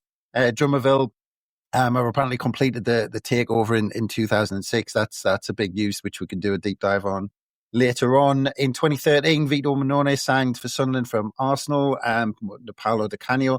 2014, John Egan left the club and signed for Gillingham. Obviously went on to have a fantastic career, especially at Sheffield United under Chris Wilder. We move on to Independence Day, July the 4th, 1912. Former Sunderland goalkeeper actually won an Olympic gold medal in Stockholm for Great Britain as they beat Denmark 4-2, which in the football final. 1954, Malcolm Crosby. You better mention who the name of the goalkeeper, Ron Brebner. Oh, have I not got that? Oh, yeah, sorry. I didn't mention that. Yes, of course. Yes, that was on the next line, of course, which I missed out because I'm trying to move through. I wish we had about 4 hours for this, honestly. The amount of things I actually want to talk about, but we haven't got time for. As we said, 1954. Thanks for that, by the way, Rob. 1954, Malcolm Crosby, born in South Shields, as we mentioned at the top of the pod. 1999, Charlie Hurley was awarded honorary fellowship at Sunderland University. 2000, Sam Easton left for Shrewsbury Town. Unfortunately, I think he was blighted by a really bad injury. I think he was flying before he got, I'm sure it was at Huddersfield. He got a really bad injury and we didn't see much of him, but he looked like a cracking winger before that. Move on to July the 5th. We've got 1937. Cyril Hornby left Sunderland to become player manager of Birmingham League team Ockengate Town. 1984, defender Rob Hindmarch moved to Derby County on a free transfer after 7 years, and Steve Berry signed from Portsmouth at the same time. 1992 was an interesting one because Kevin Ball on this day, on July 5th, was confirmed as skipper, and that was Malcolm Crosby. But I remember actually at the time that all the newspapers were questioning this because they didn't think Kevin Ball was captain material. Actually, if you read all the local headlines at the time, they were a bit... I've no idea what the papers were saying, but Bawley was absolutely captain material and captain Portsmouth. 100%. But I went into the Echo and stuff like that at the time. And if you read all the headlines, it was kind of, Is that Graham? Is that Graham Anderson? Oh, I can't remember. I'm not going to name names. I'm not going to name my sources. I'll ring him up and torture him and say, Graham, what were we on about? I'll dig them out though, because on the same day as well, Paul Hardiman left for Bristol Rovers as well. That was maybe the fallout of him not making the Cup final 11 and falling out with Malcolm Crosby, as Malcolm Crosby told us on our podcast. I think it probably 1992. Might have been Jeff Story. I'm casting aspersions on Graham Anderson. Wasn't it Jeff Story in the Echo in 92 anyway? I to be honest, and like I said, I'll dig it out, but I'm pretty sure it was in the Chronicle or the Journal that I read that basically they were saying Kevin Ball might not be the right man for being captain. But Brian McNally then in the Journal. Yeah, I'll dig. Can I just tell you a little story there? I used to do an interview with like a Q&A with the players around about that time, and obviously Bawley. You're talking about Bawley being captain. He was being appointed captain because Paul Bracewell had left to go to Newcastle, who'd offered him a 2-year contract rather than the 1 year he'd been offered at Sunderland after he just captained Sunderland in the FA Cup final against Liverpool. Yeah. And anyway, I used to do a little Q&A with the players, this, that, and the other, favourite this, favourite that, favourite whatever. And I asked a question to Paul Bracewell once and about journalists. And he said, I think it was favourite journalist or something. And I can't remember who his favourite was. But I remember him saying to me, and make sure you add this line, Rob. He said, least favourite journalist, Brian McNally, the man who was as popular in the Sunderland dressing room as Saddam Hussein. There was. Well, sorry, Brian, if you're listening, but he didn't. I'll dig that out actually, and we've done a few podcasts with Ian Murter, so I might mention it to him as well. But I'll dig those pieces out because we fast forward slightly to 1996 because Alec Chamberlain left for Watford for 40,000. I think he was. I don't think Peter Reid ever really truly fancied him, as we've kind of discussed in the past. The signing of Shea Given. I think it was that equaliser at Old Trafford. I think that really finished Alec Chamberlain off in that third round of the FA Cup. And we move on to 1997, Andrew, because at this point we've just moved into the Stadium of Light, and actually the guy who was my brother's best man was actually the guy who set all of the pitch up originally. At the Stadium of Light, because at this point it's announced that all reserve games will be played at the new Ferens Park in Durham to preserve the Stadium of Light pitch. I mean, Andrew, you'll tell us all about it, but I presume it was maybe just because the pitch was bedding in and we didn't want all those games to be played on it. That's exactly right, Chris. I don't know if your brother's brother-in-law was talking to you at the wedding about the intricacies, but yeah. When the pitch at the stadium was laid, they felt it needed time to bed in. So having a whole load of reserve games on there as well wasn't something the club were keen on. It was a bit of a surprise, this whole story, because back then reserve games were nearly always played at the first team ground. You mentioned in your podcast with Simon Ramsden recently, Chris, reserve team football then was played at first team grounds, and often you had 4, 5, 6 senior players lining up. So when this news was announced in 1997 that Sunderland were going to be playing what was initially thought just to be one season in Durham, we'd actually had to get dispensation from the Ponting Central League to do it. It was a bit of a surprise.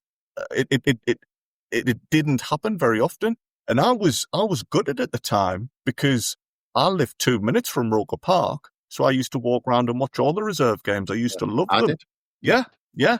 So the fact that we were going to be off to Durham was a shame because, I mean, bless me dad, absolutely love him to bits, but convincing him to take me and my mates to Durham every other week to watch reserve team football was not going to happen.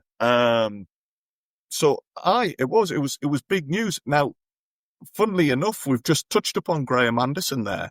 It was Graham Anderson's piece in the Echo that broke this news, and he quoted a spokeswoman from the club, who said not only was the issue of letting the Stadium of Light pitch kind of bed down, it was also hoped that this would reinforce Sunderland's dominance of County Durham as a hotbed of support for the club, playing in County Durham, which that even now says a lot to me because I still see Sunderland as County Durham's traditional team.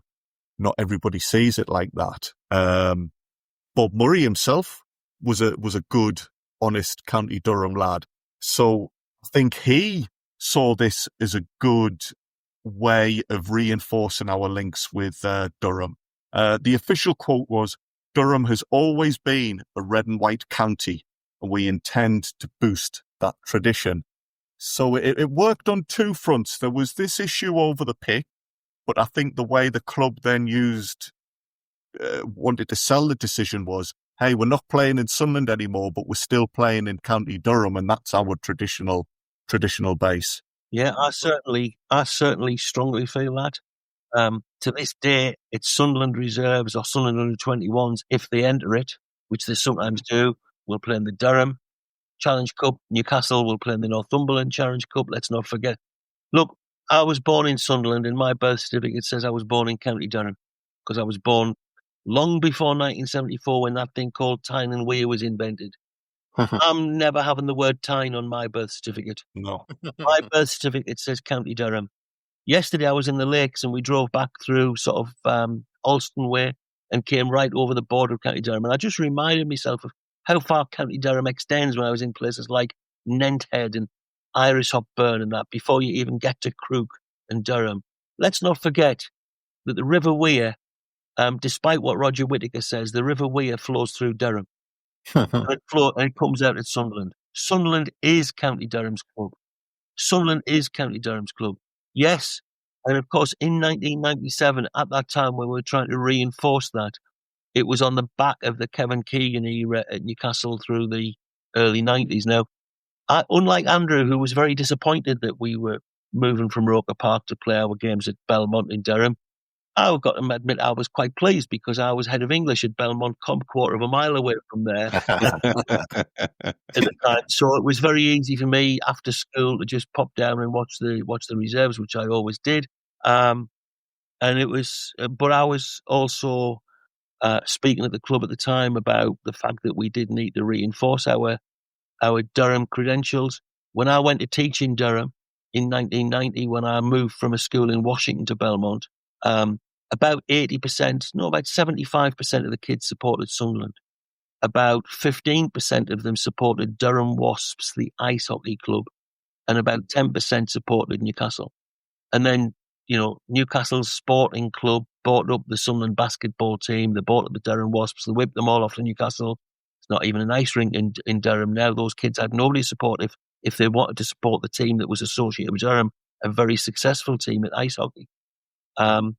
And I felt it was very important that Sunderland re-established or reinforced rather their sort of County Durham roots. And I should just say one other thing about Ferens Park, or New Ferens Park as it was. Sunderland Football Club's programme made one of its finest ever signings at New Ferens Park. because I used to always go to those matches with my dad. I said I was round the corner from Belmont, but I did actually drive home back to Rye to pick my dad up and then drive back. In those days, the Stadium of Light was too much for me dad. There was too many steps. But he used to love coming to watch the reserve. We went to see all the reserves. And behind me, most weeks, there was sat this lad who was chatting away, and I realised he was very knowledgeable about the club, very passionate about the club, very positive about the club. And I didn't know him, but I got to know him by the fact he sat behind me most weeks. And that was a certain Mr. A. Smithson, who was of that. Who on the back of that, I asked him if he'd start to write for the programme for me. So that was my star signing made at Ferens Park. Yeah. Right, Brilliant. That is touching. And I can honestly say I did not pick this topic because I knew you were coming on. It's a setup. In all seriousness, though, I did come to love going to Durham. It was a great little ground. I actually passed my driving test and became a regular at Durham. As Rob says, I loved taking in those games. With Bob Murray's, as you said, because I think Bob Murray wanted to have that big push, Andrew, do you think actually the pitch was a little bit of a smoke screen where actually he wanted to make that move and he just thought, I've got a bit of an excuse here? Very possibly, because as I say, the initial suggestion was it was only going to be for a season whilst the Stadium of Light was able to cope with taking on more games. But this became a long-term thing for several years. As well, you've got to remember where the ground is. It's just off the A1M. So I dare say away teams preferred the fact that they could easily get up to Durham and then be away again. Is that fair, Rob? That was a factor. Yes, that was a factor. Yeah. And the only reason, just with regard to the pitch, one thing we've got to consider is Roker Park always had one of the finest pitches in English football. Did. Yeah. But Roker Park was not enclosed in the way the Stadium of Light is. Until 1966, both ends were open. After 1966, obviously the Fulwell end was covered, but the Roker end never was. And air could get into the pitch on all four corners. Whereas at the Stadium of Light, air and light is more of a problem, as it is at all big grounds. We know there's grounds like Vitesse Arnhem, for instance, where they actually lift the pitch up and take it on a trolley out underneath the stand into the car park during the week, and then it comes back in, for the match. At Sunderland, of course, like at many grounds, we're all familiar. We see the big lights that they have to for photosynthesis, that they have to actually encourage the grass growing at the pitch. So that was a factor in not so many games being played at first team grounds.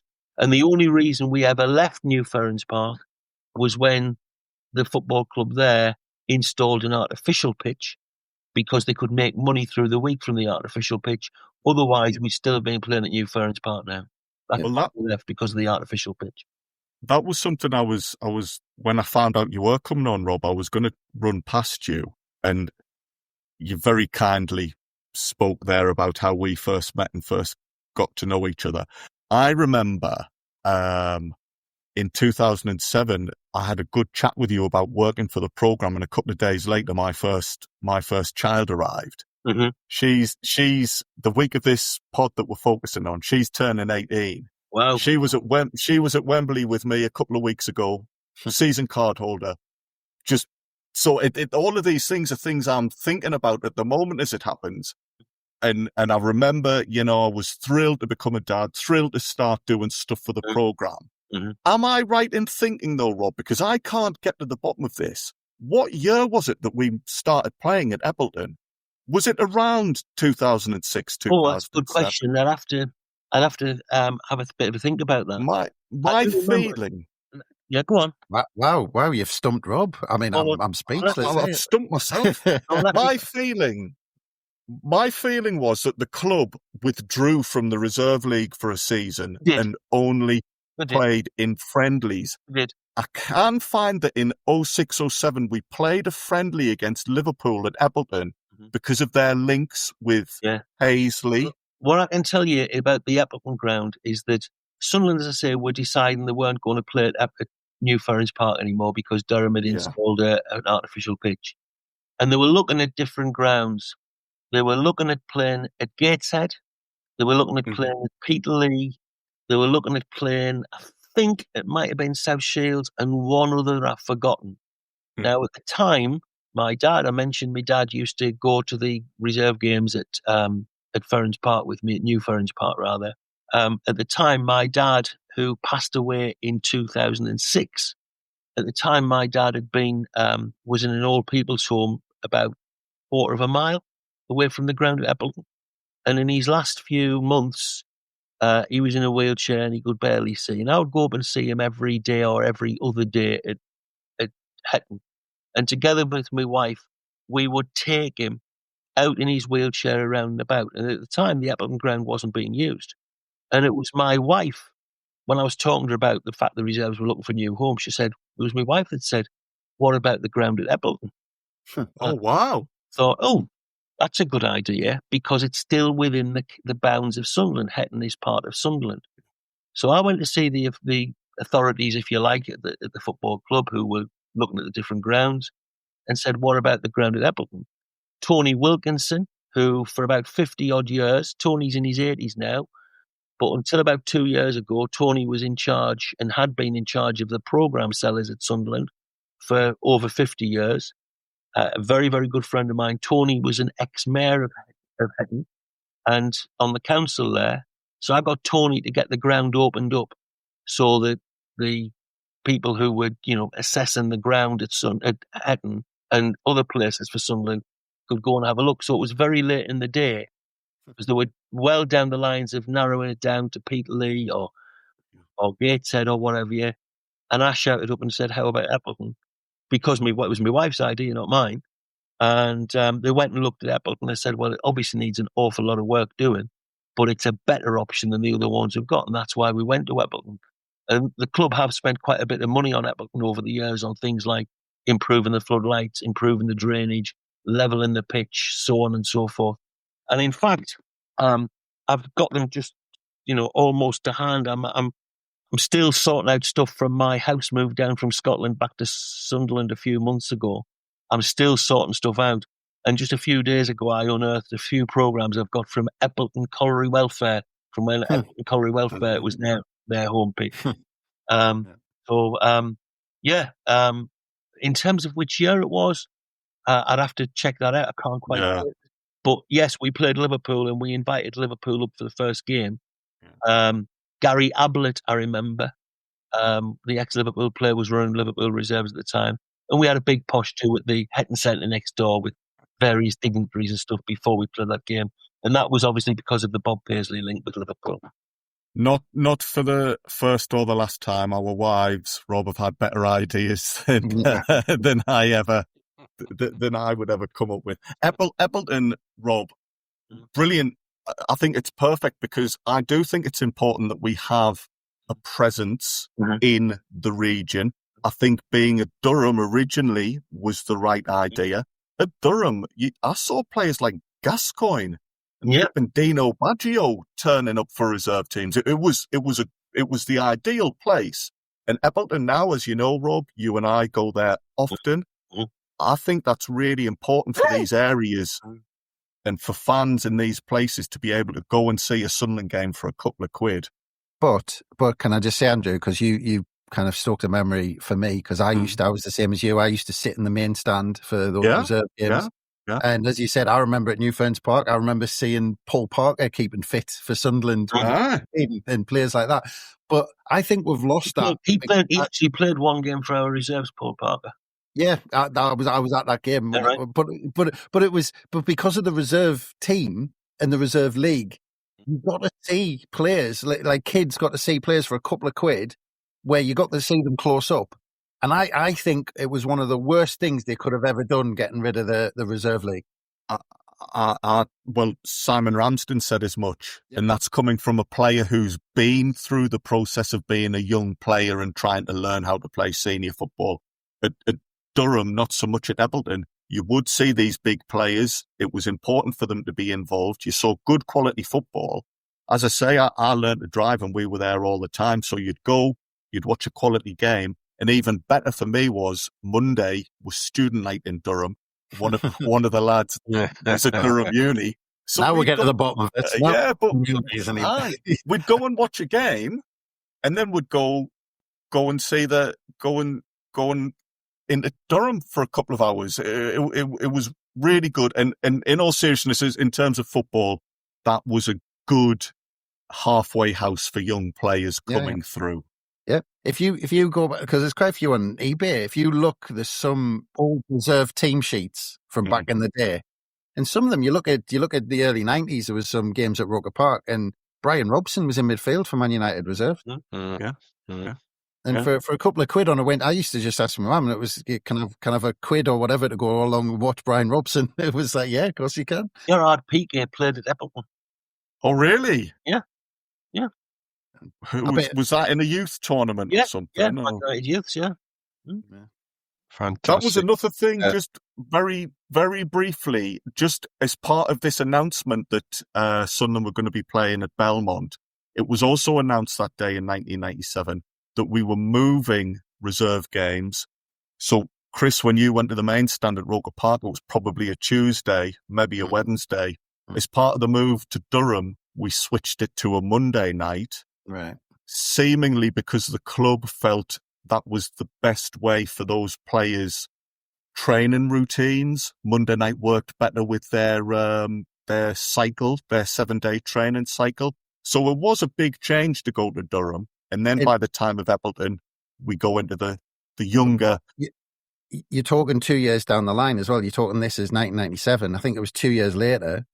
The reserves are played in front of 35, 40,000 stadium night.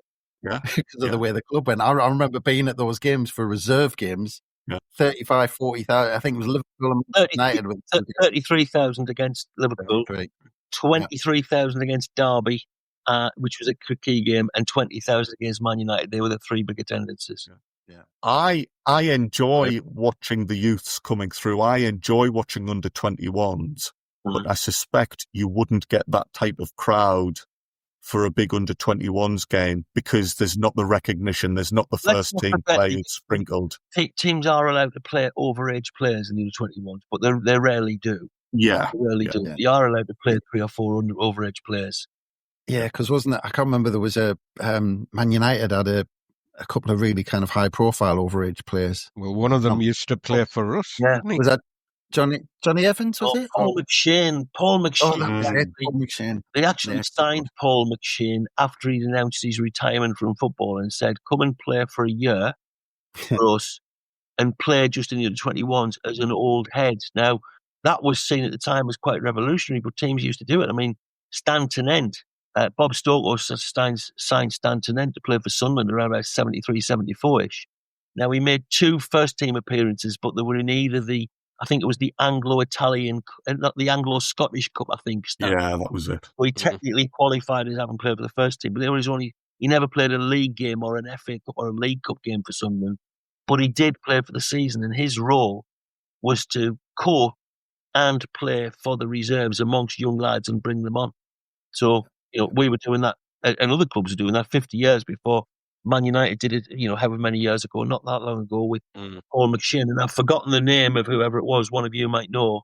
But after Paul McShane stepped down from that, they brought in some other old Man United player with no Sunderland connection. Yeah. Why I can't remember him, to sort of do the same job for Man United.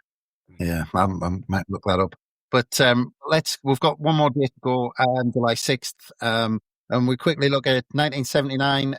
Frank Clark joined Sunderland from Nottingham Forest as Ken Knighton's assistant manager. I mean, were you optimistic about this, Kelvin, when these appointments were being made? Well, I like Ken Knighton. I thought that he did a really good job for us, and I certainly liked the teams that he put together and the football that he tried to play. And Frankie Clark came with a pedigree. I don't think anybody I cannot recall anybody being particularly bothered about his Newcastle history at the time. I think the feeling was that Knighton was quite a good judge of both a player and, his backroom staff. It seemed like a good thing to me. If Clarkey was coming with a bit of clough in him, you know, you'd be feeling like you were getting a reasonable package there. So I was quite excited about excited. I was quite pleased about that. I think and hope that Knighton would because I think at that point, if memory serves me well, had there already been a bit of a rumble about Knighton and God, I've lost his name, chairman. Tom Cowie. Had there already been a bit of a rumble or two about Knighton maybe not getting on with Tom Cowie, you know? The answer to that is yes. Yeah, right. Well, I think you could name any manager, couldn't you? Really, in that era. Well, I thought it was. I just thought it looked like quite an interesting, quite a good appointment. Two young lads, you know, comparatively speaking, two young lads, young, new, lots of new ideas. Knighton seemed to be. He seemed to have the ear of the team. He sees his team seemed to like him, but that's not quite true. Not true. No. Ken Knighton had been coach when Billy Elliott was caretaker manager for a long time in 78, 79. The players loved Billy Elliott.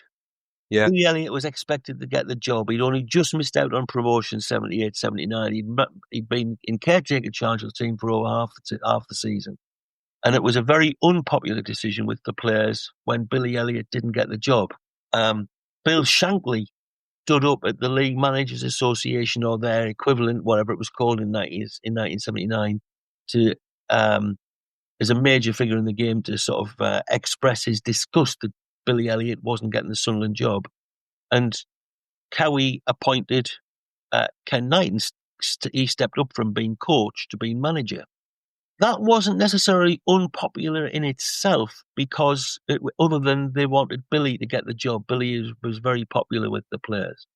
Mm-hmm. But then all of the players in that era say to me that once Ken Knighton took over the job, he changed, his attitude changed. One of them went in one morning and said, "All right, Ken." He said, "What do you mean, Ken? It's boss now."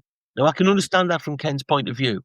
You know, it's a difficult transition to make from being the coach, which is, you know, often the good cop, if you like, in the good cop, bad cop relationship, to going on to be the manager, particularly in the late 70s.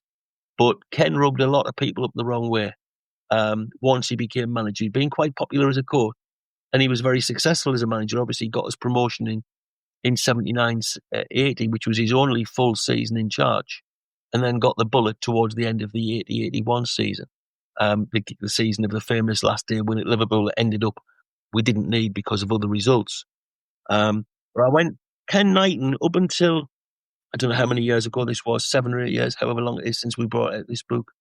But Ken Knighton was the only Sunderland manager alive I'd never interviewed.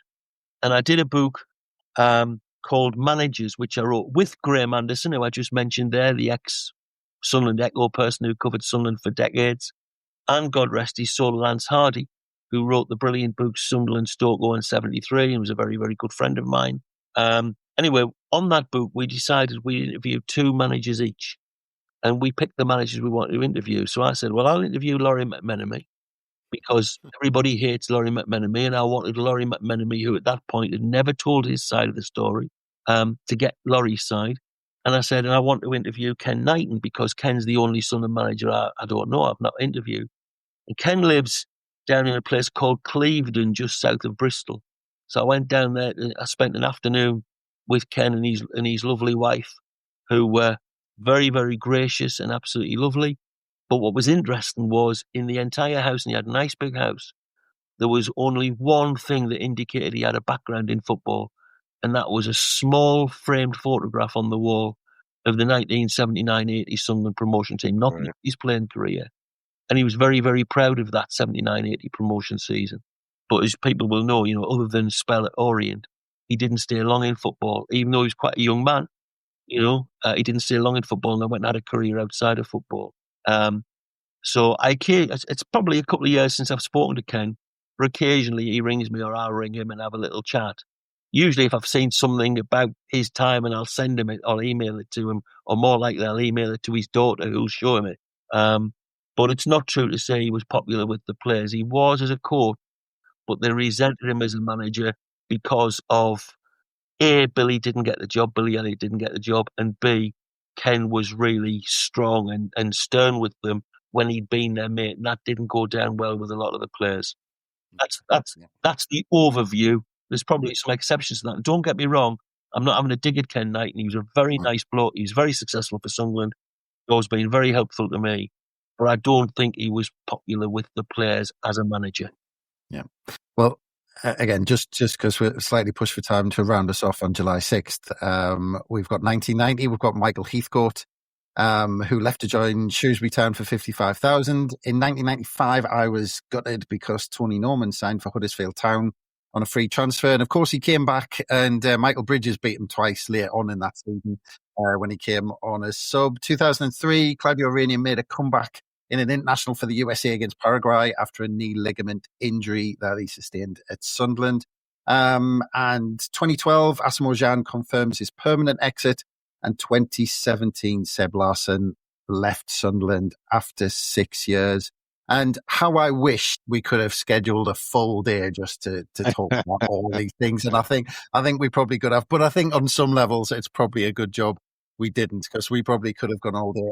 It's been an absolute, I feel like I've been talking for a couple of hours with three absolute giants of Sunderland history. Thank you very much, Andrew. Much appreciated for your time, mate. Brilliant. Like you, Chris, that was fantastic. Could have easily spoken for a couple of hours more.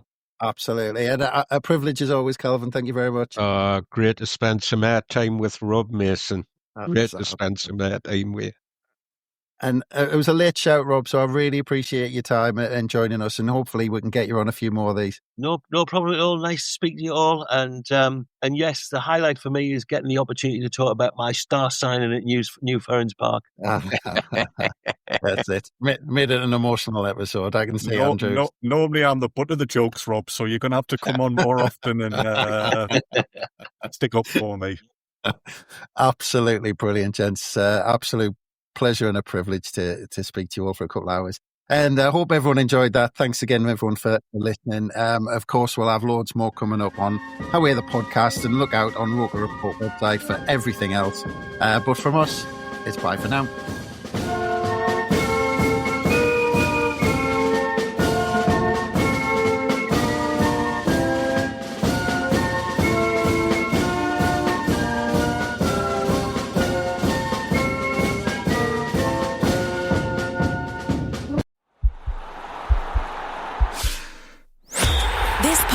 Is part of the Sports Social Podcast Network.